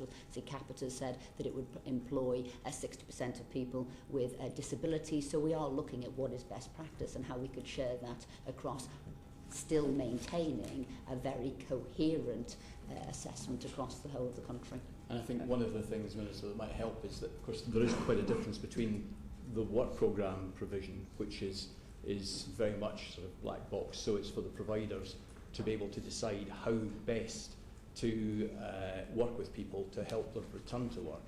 And in a sense, they've got complete flexibility. When we're looking at this assessment, we actually need this assessment done by providers to a very fixed protocol so that we get consistency across the piece. So there's a challenge, I think, to jumping too quickly to too many providers until we know that we can actually manage quality and consistency across multiple providers. I hear what you're saying, yet one of the key points is that Capita has said they expect a large number, not just a number, but a large number of consultations will be done as home visits. And yet this is something that Atos don't really do, apart from extreme circumstances, normally under the work capability assessment for a start. And they've said they don't really plan to do that going forward. So does that not mean in different regions people get a different service? You know, I mean, lots of people would want a home visit, yet it's not going to be available. Well, they've developed differently. You're quite right. Atos was taking it that maybe the claimant would want to go to locations that they knew well and they could get there. Capita have viewed it in a different way. Equally, I think I'm right to say, Bill, that they're in different geographical locations. So it could be easier in some to do home visits. But it is about best practice here. It is about learning about how we can take this forward. And we welcome that people are doing it differently so that we can monitor both, which we will. But I think what's important to remember, though, is that the actual assessment that is being done, whether it's being done in a clinic or at home, is exactly the same. So how the assessment will be done, how the evidence will be gathered, how the criteria will be applied, has to be the same wherever. What the issue of home visits is a matter of customer experience, claimant experience, and that's obviously the benefit of innovation and different providers. But the actual assessment has to be the same wherever it's done. We have to go through the same process. Mr. Gunyon, Dr. Gunyon, you said earlier on, at the very beginning, you talked about people who wouldn't have to come to face-to-face assessment, maybe a paper-based assessment, and you talked about people who would find a face-to-face assessment extremely distressing. And one of the things that people find extremely distressing is actually getting to the centre. So I suppose what I'm trying to say is Capita are expecting to do a number of home visits, Atos aren't, but will people have the right to ask Atos to visit them at home if they find that extremely distressing? Absolutely. I mean, there will be very clear circumstances where it's entirely reasonable and indeed appropriate for an individual to have an assessment done at home, and Atos will do those. Will do those on those occasions, and will obviously, in the guidance, will be looking at the sort of criteria to make sure. It is my experience with the work capability assessment is they are quite resistant to home visits. And in this particular group of people, I think it's important that if they, with their own condition, knowing how they manage their condition, they deem it necessary, then it shouldn't be just because they're in a geographical area where they don't have Capita and they have Atos, no, they don't get that. You're quite right, and we would expect about 8% of visits will be home visits. Right in that figure, roughly It might be less, it might be more. I think it might be slightly more actually in practice. Yeah, and that's irrespective of so that would be Atos too, and that's what we've seen. So somewhere there, yeah. Okay, Mr. Dawson, we talked earlier about people having to go back for reassessment, and you were asked, I think Jane asked you a question and somebody else about how often that would be. And you said you were still doing some modelling. Given that you know the number of people who currently claim DLA, you will have some projections for new claims. Without knowing how frequently people are reassessed, how can you make sure that this contract is good value for money? You must have had some numbers in there to know the number of assessments. Yes, and we've actually, in the technical briefing document we published on the 13th of December, I think we published the number of assessments we expect to do on a quarterly basis from now through to 2016, I think it is. Some of those, that information fed into assumptions we made about volumes in terms of the contracting process. So in that, when you modelled that, to be able to put the contract out, to know whether it was good value for money and they could deliver, you must have had some idea about how frequently people would be reassessed. We will have made some relatively high-level assumptions, I think, but obviously so that could vary quite a bit in reality. It could, but the contract is, as I understand it, is a fixed price contract. So is not now affected by the volume of assessments, but I'd need to probably defer to Dr. Gunyon on the information about the assessment. It's a fixed price contract for a number of years, or for a number of... Yeah, it's a 5-year contract with additions by 2 years. The ones which I've got, that I know the figures for lots 1, 2 and 3, is £598 million for the full 5 years, yes. So that quite significantly differs from the work capability assessment contract, where they're paid for the number of people they see, whereas in this they're just paid to deliver the service. Is that what you're saying?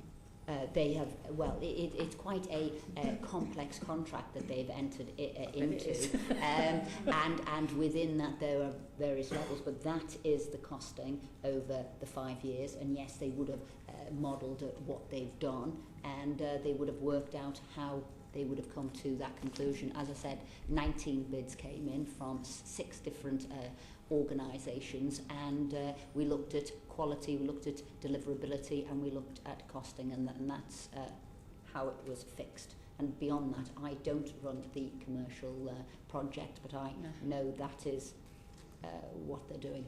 Okay, Atos Healthcare, it's been reported that they are going to subcontract the delivery of the PIP assessment in Scotland to an arm of the NHS. Mm-hmm. Would it not have been more cost effective to just contract directly with NHS suppliers, or was there something that meant that you couldn't do that with the public sector? People applied to go on what would be the framework. Different people applied to go on that. In that case, in Lanarkshire, they didn't apply to go on the framework, but they could have bid to have done it. And what people have decided to do is what they could bid for, what they felt they wanted to bid for, and in that case, as the providers will be working closely with health professionals, with organisations. That's what Salus in Lanarkshire decided to do, but they decided themselves not to bid for the entire contract, so that makes sense. So in the framework there was nothing that prohibited public sector organisations, it just happens to be that they didn't bid? Yeah. Okay. Could that have had to do with size though? Sorry? Is it to do with the size of the contract? Because Salus is not, it's not the whole of the NHS, it's just a relatively small arm, isn't it? Well, that might well be, but I guess it's up to an organisation, a business, an individual to say, well, what could we do, what would we like to get involved with, and how we can do that, and that's what they've done. It wouldn't have precluded consortia, for example, of smaller organisations coming together. Given that one of the key complaints about Atos at the beginning of the work capability assessment was the fact that some of their assessment centres weren't accessible, and we heard only in November last year that still some aren't accessible, what steps are you going to take to make sure that this group of people that we're now going to be assessing will be able to actually get to the centres? If there is a centre that's not accessible, will they be automatically given a home visit? They wouldn't be going to that centre. They are all accessible. It's all ground floor, and that has been carefully and obviously done within the contract, so that won't happen here. So Atos have 100% assured you that this won't occur? Yeah. Good. For PIP and DLA. Yeah, exactly. Well, that's what I mean. That's what we're talking about today. No, because we were all rather horrified, weren't we, that there were 6 centres still, responsible for 73% of the inaccessibility assessments when the Minister for Employment gave evidence. So we'd be especially keen to know they're not being used. No. Well, it is totally separate part that are doing this in a totally separate... If it's the same provider, you can see where we'd ask the question. Atos are not going to be using any of the centres they use for WCA's for PIP. Okay. Right. Can I just ask about monitoring of the quality of the process? I mean, you'll be aware from the debate last week on the work capability assessment process, issues about the quality of the process, people describing it as just degrading, dehumanising, getting things wrong. I had a constituent on Friday who was saying that her father had been going through a process, was told he was in the middle of a heart attack as he was in that process, told that they had to stop. When it came to the actual results from that, it was said that he had left the assessment, and as a result he was sanctioned. They got personal information wrong, saying he had sons rather than daughters. It was just an absolute mess. So this is, you mentioned before in terms of, in the assessment, how important it would be around the judgment in getting things right. How will you be monitoring quality to make sure that you're getting it right first time, that people are really anxious about this. People aren't going to be traumatised as they have been going through WCA. Okay. Well, I think I'd like to put this in context too. We've said very clearly they're very different benefits, very different assessments, and you're quite right. There were failings in the ESA. That was something we inherited. That is something we've tried to put right. We put Professor Harrington in place and we said, look, this came in under a previous government, but let's hang on a sec, but let's get this right. And we've put it through a review, and we are still trying to get it right. However, as this is a totally different assessment and benefit, we have put in it stringent conditions, we have put in stringent monitoring, and you're quite right, we will have learned from what had gone on in the past, and we are ensuring at every bit. There are also, levels to which, with the service levels guidelines, to which people cannot go above or below on any failing rate, and it is totally closely monitored with very high specifications of getting this right. Bill, you might have some of the levels there. I was looking at the various criteria beyond which they couldn't sort of fail.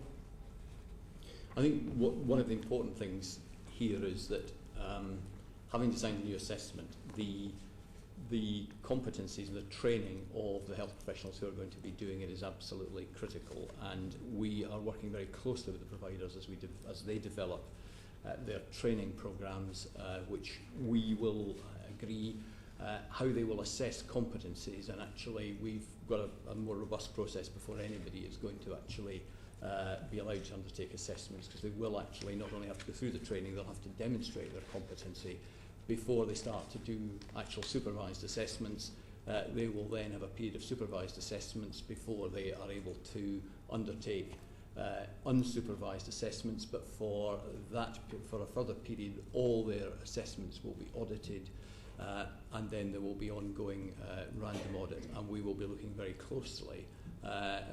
The IT tool that the assessment providers will be using is also designed to try and gather comprehensive data about performance and actually help us to be able to monitor as well. So consistency of application, quality of reports, and the claimant's experience actually very important as well, and getting feedback on that. And are there sanctions built in or penalties built into the contract if this isn't delivered? Absolutely, there is. Right. Yeah, there's remedial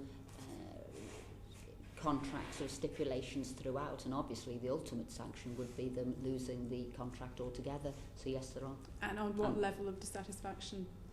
I was looking through my notes there, but there are, for example, because I haven't got the numbers there, it is something like 0.5% of customer service, should they have any higher dissatisfaction than this tiny percentage. Again, on medical reports, it's about, again, 5%, and should anybody have any higher than those levels which have been set as being very stringent, obviously these how can we say, stipulations will come into place, and obviously there will be redress on any failings. So there's issues of we've got, obviously we can do things about the healthcare professionals' performance, and we can do things about the more general contract performance. Obviously, our objective will be, if at all possible, not to get into that position, and to work very closely with the providers on a day-to-day basis to try and identify any problems that are occurring and solve them quickly, because clearly having to get to the point where we have to resort to contractual sanctions is clearly not ideal, but they are there, and in a very strong way. Thanks. Getting it right first time is important, because we're now on to appeals. And Patience Nigel has a... We've all dealt with people who've had to appeal assessments elsewhere. What kind of level of appeal for people who don't get the result they want are you expecting to run from PIP? Well, we'll be looking at the, sorry, did you say the appeal numbers sort of coming through? What will we monitor that on? What are you expecting to see as appeals under PIP? Well, what we're working on to ensure that you've probably got the right structure in place, the right support in place, and obviously we're working very closely with the MOJ. We're looking at the number of appeals that are coming through at the moment for DLA, and we'll look at a worst case scenario and we'll work on that. However, I think an important addition to this, because you're quite right, you do want to get it right first time. You don't want people to go through an appeal process, but obviously it's there because you need to have that. We're bringing in a mandatory reassessment, which will be, I think, easier, it will be quicker, and that will allow people to reassess the facts straight away rather than having to go through an appeal process. If you think more information should have been taken on board, then we can do that during this reassessment process. I think you mean reconsideration. Reconsideration. Okay, two questions. One, that mandatory reconsideration process hasn't been a roaring success elsewhere, has it? I mean, I've never seen a constituent have their decision changed during that process, so I hope you can make it more effective for this than it has been. Second was, you said you're looking at what the worst case level of appeals would be from current data. Can you tell us what you think that worst case appeal rate is going to be? Yes, at the moment the worst case would be 80,000 a month, I think I'm correct in saying. We're assuming from 13-14, 44,000 per annum, and rising to 80,000 per annum by 16-17 on those sort of projections on PIP. But as the Minister says, we have based those assumptions largely on the experiences of the DLA, of the experiences in an ESA, and they are necessarily pessimistic so that we can prepare with our colleagues in HMCTS for the worst case. What we would hope is that the mandatory reconsideration process, which actually has been introduced in a strictly mandatory way. I know it has existed before, but not necessarily has been applied consistently across the department. It's been introduced in a more systematic and mandatory way from April for PIP and then for other benefits from October this year. We're hoping that will give claimants a better opportunity to raise queries, better opportunity for decision makers to actually take into account new information rather than it going to appeal. And also for decision makers to clearly explain reasons for decision, because actually that does drive a proportion of appeals, people not understanding the decision and the reason for the decision that they've received. So when you're preparing with the court service for these appeals, what length of time to hear the appeal are you targeting? Are you targeting something less than 8 months or 12 months? You're trying to get that down to something much more reasonable? Yes, we are. I think at the moment it's running for DLA at around about 21.29 weeks, and I'm afraid I'll have to write separately in terms of what we're projecting in relation to personal independence payments. But yes, we would hope to reduce that time. Of course, we're also introducing in from April this year for PIP direct lodgement of appeals with HMCTS as well. But the combination of that and mandatory reconsiderations, we would hope to reduce overall appeals waiting times. And is there going to be a time limit on reconsiderations? It's going to be because there is a fear that somebody expressed that then becomes a kind of bit of a black hole into which their claim falls, and presumably they get no, they've lost their DLA. So the longer these periods go on, the more difficult it's going to be. There'll be, I need to confirm and write to the committee separately to confirm whether that will be a time limit in a sort of mandatory sense. But if there isn't, there will be a sort of target, an internal management target for that period. But I just need to confirm which of those it will be. If somebody, just to be clear, when people get their letter telling them that DLA is stopping, and then they go through the process of assessment, does their DLA stop at that point completely, so they get no money? No,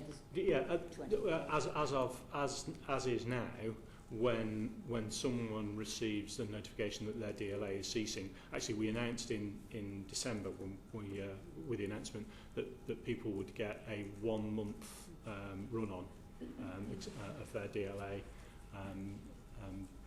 to allow them to manage the change. So there is going to be a gap anyway, even without a longish reconsideration period. What do you mean? Well, I've got DLA, I get my letter telling me my DLA is finishing. I have a month to put in a fresh application. No, my DLA will run on for that month, but after that I have no DLA until and unless I qualify for PIP. There's no limit on stopping you reapplying for PIP or in the meantime. Yeah. We put in for your reconsideration. No, but people will have their money, they will cease to have money for a period of time. Assessed for PIP, as if you currently get DLA and don't get, so that's what you're talking about. I think we're just trying to understand what the elapsed periods would be, and presumably that must be part of the financial modelling, because, for example, the elapsed time, you know, to go to appeal and then a backdated, you know, claim or whatever. I mean, that must all be quite part of quite sophisticated modelling. I wasn't sure on, you know, apologies, I wasn't sure where the question was going there, but what you've got, obviously, you can apply for a you know, reconsideration straight away. As you say, there is a month's period where you get the money continuing on, but you can sort of reapply. But there's already been a gap, because I'm in receipt of DLE, I get my letter telling me it is going to stop. Mm-hmm. But it may run on for a month. Yeah. I have a month to put back my form. I'll take the full month to get my form back in, or maybe even longer, because I'm given the concession of longer, because I have some difficulty getting it in. Then there's going to come a point where I cease to have my DLE, and I haven't been assessed for PIP yet. I'm then assessed for PIP and refused, and I ask for a reconsideration. No, that doesn't happen at all. I think you're... And I think we must be at cross purposes, yeah. Because one of the things we have always committed to is that people's DLA will continue until their PIP, they have received their first decision in relation to PIP. Right, so as long as they get their form in, the DLE won't stop. It won't until stop. they've got a determination. It's only people who don't get the form in whose benefit will stop. If people choose not to return the form, or don't because they're... Yeah, then we would, after 4 weeks, we would suspend entitlement, so not withdraw it, but suspend it, and then for the further 4 weeks after that, then we would, benefit entitlement would cease. That's on people being reassessed from DLA to PIP. So somebody's reassessed, they've got the form in, so their DLA goes on being paid, they have their assessment, they're refused DLA at that point, and they ask for a reconsideration, then they'll have no money in the reconsideration period. You mean PIP? They refuse PIP. They refuse PIP, yeah. I think we've got some questions on this, so that's why I think a time limit's quite important. That was all. I'll bring Aidan in, because that moves us on to the next section anyway. I think just off the back of that, I have a similar concern to Sheila in that I think there is a concern, certainly amongst some of my constituents, that in a sense people aren't planning to stop receiving something, and it's until it suddenly cuts off that they suddenly realise they've got to make changes to their lifestyle. So I think there's perhaps a kind of wider question about how you can mitigate people kind of not planning for a big change that they for whatever reason don't really factor in or don't understand until actually suddenly the money stops, and then they haven't planned for that. Has the department kind of thought about that? Because that's something that I know. So in this case, they've no longer got, as you could get now if you've had your award reviewed, you might get it, you might not. Well, I guess in that instance, then they will go to the job centre. They will seek out advice, and they will be given information on what other support they might need. It could be access to work, it could be ESA, it could be something within universal credit. So yes, there will be signposting in that regard. Yes. But they've only got 4 weeks to deal with that, because they've been on DLA, they continue to get DLA whilst they're having their PIP assessment. The PIP assessment is negative. They decide not to appeal, they accept it. From that point on, there is 4 weeks run over, to use your term, when they're still getting the old DLA, after which they've got to adjust to the new landscape, which is quite a short period of time. Yeah, it could be, without wishing to sort of get into the very detailed mechanics, I suppose as individuals are typically paid 4 weekly in arrears, depending on when their last payday was and they got their notification, I suppose it could be up to and they'll get the 4 weeks run as well. So I suppose they could theoretically get up to 8 weeks if they'd just been paid. But you're quite right, it's a short period. just building on that, the process for reassessing all the remaining working age DLA claims was originally scheduled to begin in October 2013 and is now not planned until 2015. October 2015. What convinced you that it was necessary to delay the bulk of those reassessments from 2013 to 2015? Well, because it was a new benefit, we wanted to ensure that everything that, all our intentions were being fulfilled. Hence, it does start with a small sample area, then we sort of roll out nationally, then we have new applications. So really it was to ensure that the purpose of the benefit was fulfilled. And within that, something that we'd committed to do was have these reviews, and we felt really we couldn't continue doing sort of assessing the DLA until we'd had those reviews done, and that one is in 2014, so we've got to learn from it, ensure it's right, and before we proceed further, and I think that is only correct and right. I'd agree with that. I guess the question still remains, what you describe is understandable that you'd want to have the review in 2014 and then make the change in 2015. In that case, why was it originally envisaged for 2013 before the review was even scheduled to take place? It seems a very different timescale. Doesn't take into account. I see. Well, a bit like anything, the consultation period for this, I guess, when we were taking advice, advice from whether it was lobby groups, charity groups, various other people. We listened to what they said. One of the key concerns was the speed with which we were rolling out this new benefit, and we agreed that was correct, and this is what we do, and this is how we do it. There are various other things that happened over those 18 months, but I think that goes to show that it was a proper, full consultation. And then there's another timescale, isn't there, which is the initial implementation of new claims in Northern England is in April 2013, and then the processing of the new claims across the rest of Great Britain is just 2 months later in June. So that almost kind of goes against the philosophy you've just described of waiting, assessing, listening to people, having a review. No. It's only a 2 month, it seems a very short period of time to roll it out nationally. Well, I think that, very different. These are new sort of how can we say, new claims coming on. One was, as you say, limited geographically, then it was rolled out, but these were all new claims coming on. This There's still lessons to learn, though, the significant difference within the numbers, really. So I don't think so. Do you want to add anything to that? That period is less about learning about the assessment than actually just confirming that all the processes actually work before we start to roll out more widely. And if a process doesn't work, is 2 months enough time to sort it out? But I think obviously there's a huge amount of work going into trying to make sure that the processes actually do work before we get to that point. But clearly it's sort of belt and braces. It allows the opportunity to pick up any final problems with processes. We'd say that was it's not going to be enough time to tell us about the assessment itself. Clearly.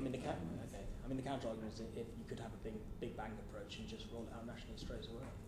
Well, no. You're going to be able to do much in the 2 months. I think that was something we would not do. I think Simon, you might want to come in that, but that certainly is something we would not want to do with these people. Yeah, I was going to say that it's you're right. It is a short period, but in that period, we believe we can certainly test things like the telephony system.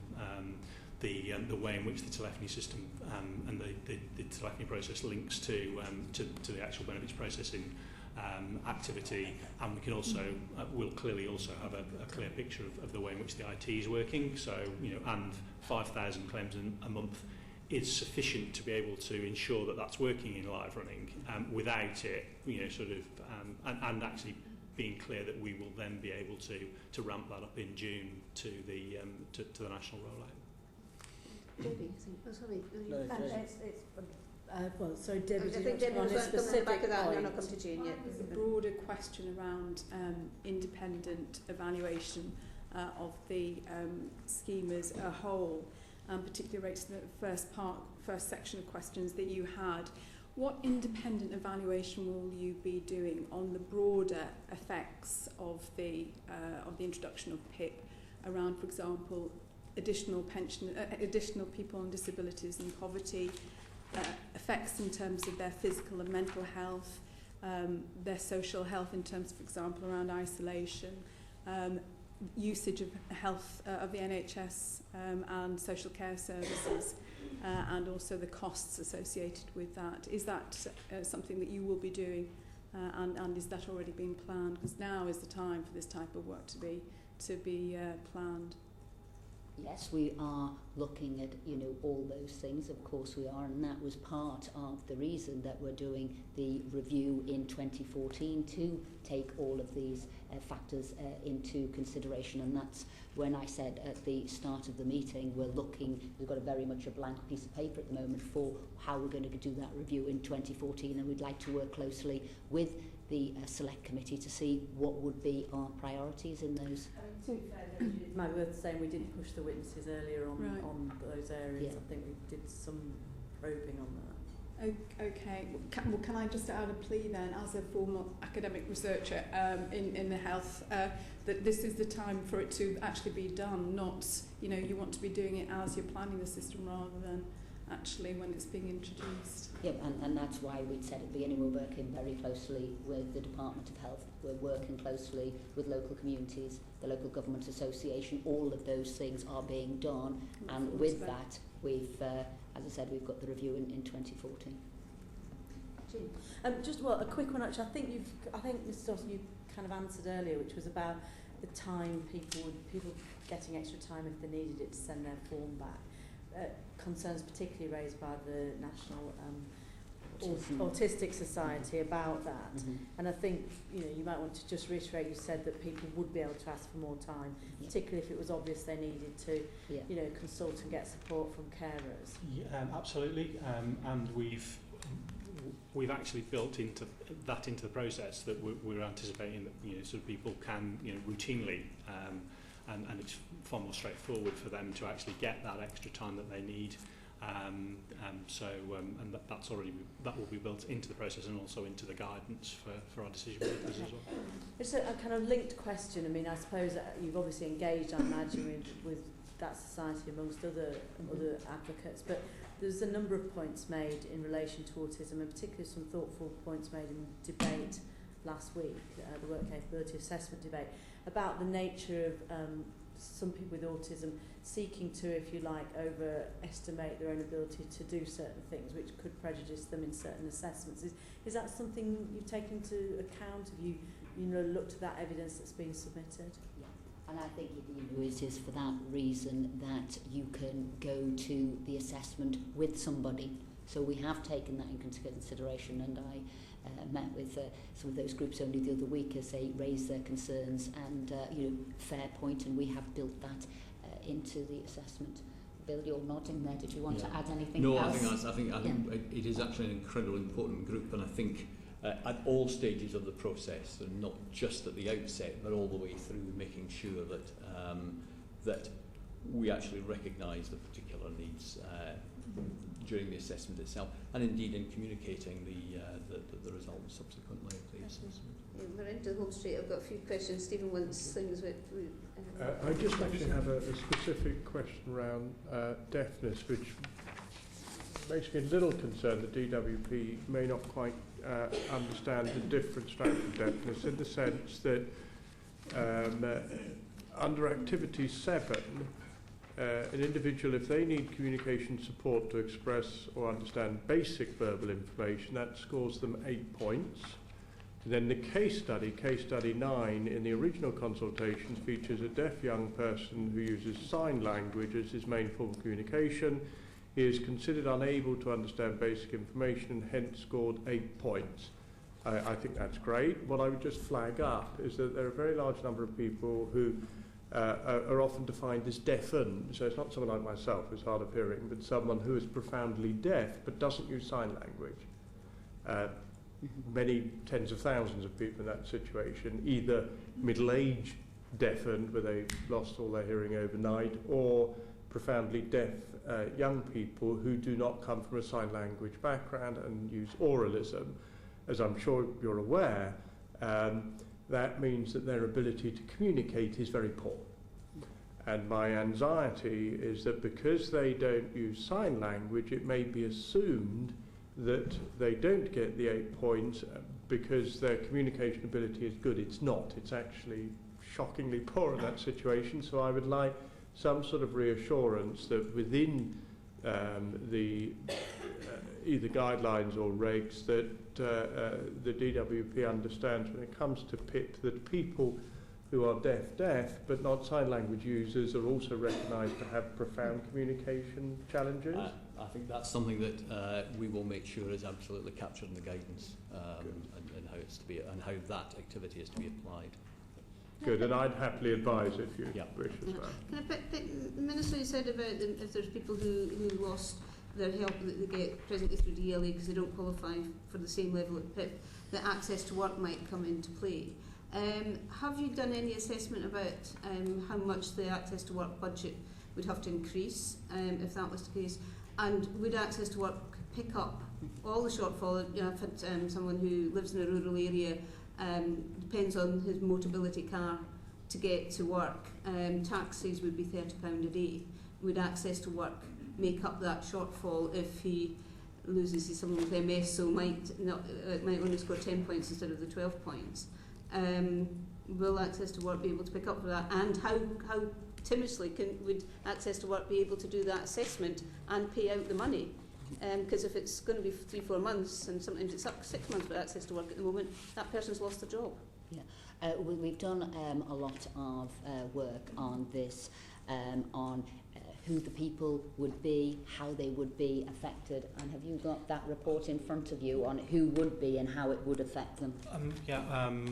What I can say is that we've been doing some work with Motability and the access to work people, and we're trying to work out ways in which we can actually ensure that there's that smooth transition, so that actually people will still have their Motability vehicle until the access to work support is put in place. Which hopefully provides some reassurance. The irony of the example I've just given you is that the amount we would have got through PIP was a lot less than it's going to cost access to work to put them to work in taxis.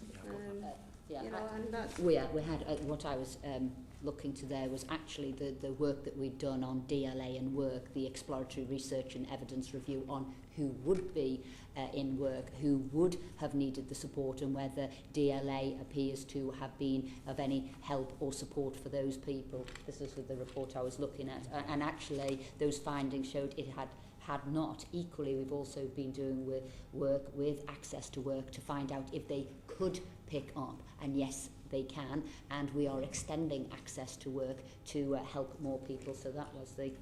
But the budget would have to increase, you know, if they're starting to pick the... But that is what is happening at the moment with access to work. Okay. But that budget is supposed to increase, for example, to, you know, help other people. Is the increase you've already put in place, you think, enough to cover this situation? Yes, I do. Are you going to publish any of this work you've been doing in a way that people could read it, or? We've already published the DLM work exploratory research that the Minister mentioned. That was published in July 2010. But that was a long time ago. It wasn't about PIP. It was about DLA, clearly. And presumably it was done before any of this was even a glimmer in anybody's eye, because some of it was published in July 2010. It was presumably commissioned a good deal with all earlier. due respect, the worst thing you want to happen as Minister is people lose their PIP and they lose their job as well. Yeah, you know, the headlines start appearing that, you know, that's not going to be very comfortable. The report actually shows, and this is what I thought you were...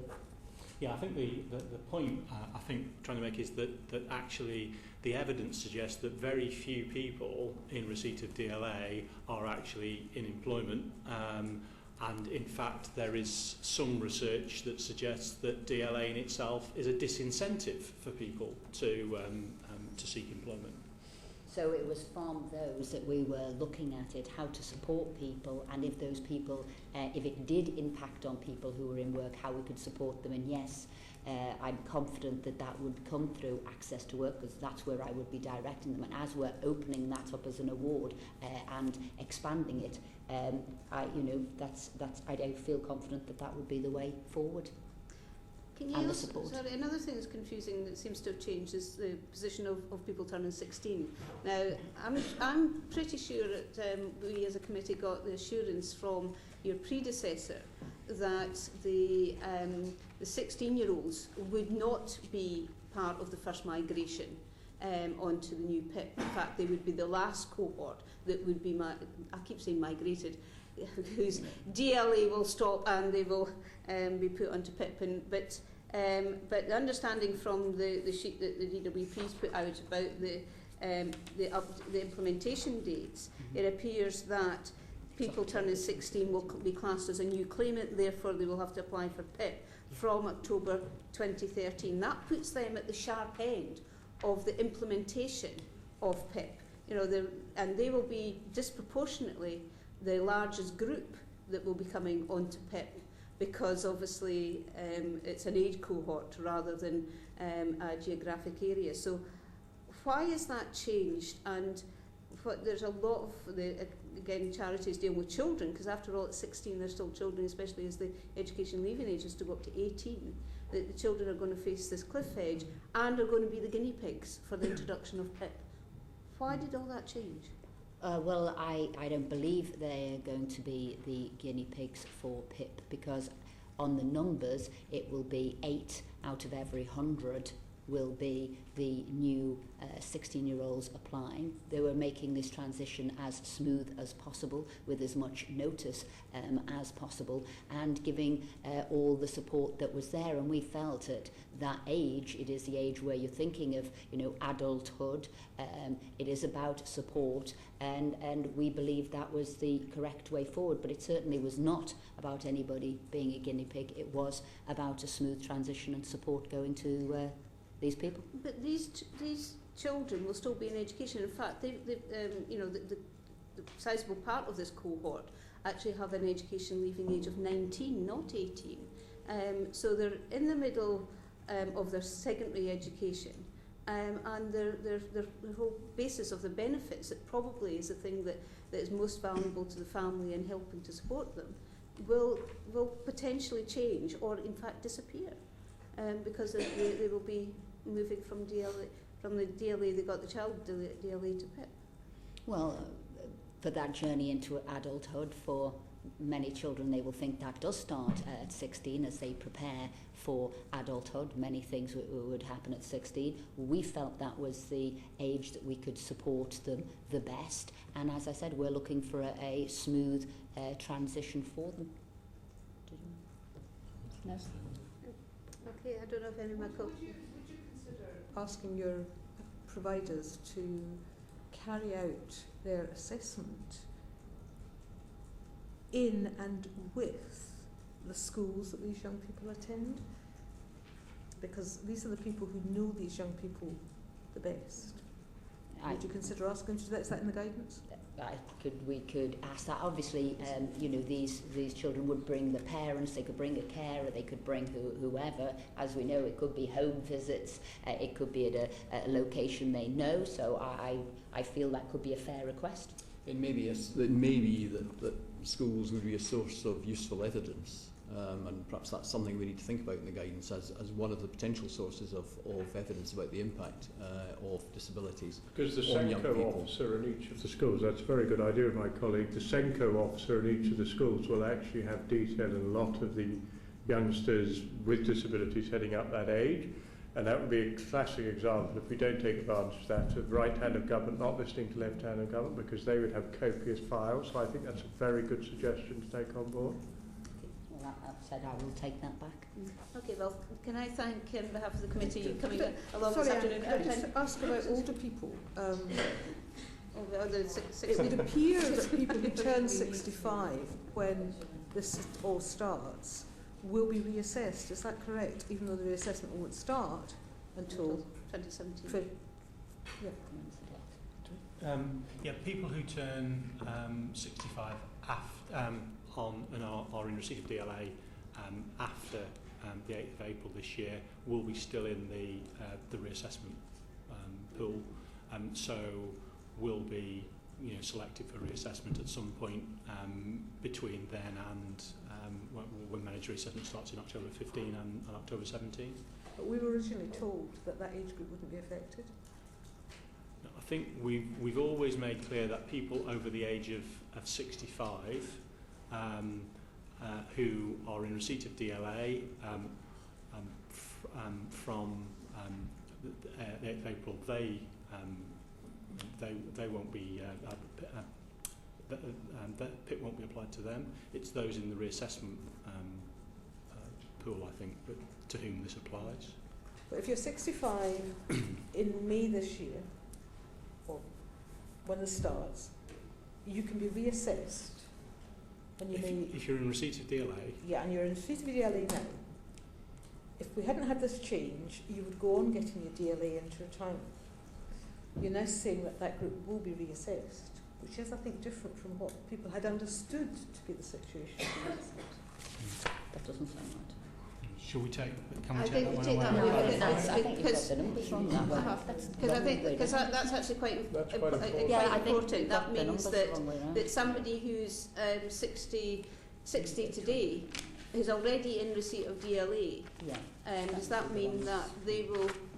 Well, no, it would have to be 60. They would be well, I suppose everybody would be reassessed anyway. No, so, it might be worth clarifying exactly we'll clarify that what's happening. Okay. Well, so again, can I say thank you very much for coming along. Actually, time has flown past. It may not have felt quite that way for yourself, Minister. It's been quite long, and we do have a lot of questions, but there is a lot of concern amongst the not just the population that receive DLA, but people and their carers and people who support them. And they are very, very worried. So anything you can do to allay some of those fears would be much appreciated. So, but thank you anyway for coming along this afternoon and answering our questions. Order. The meeting is now.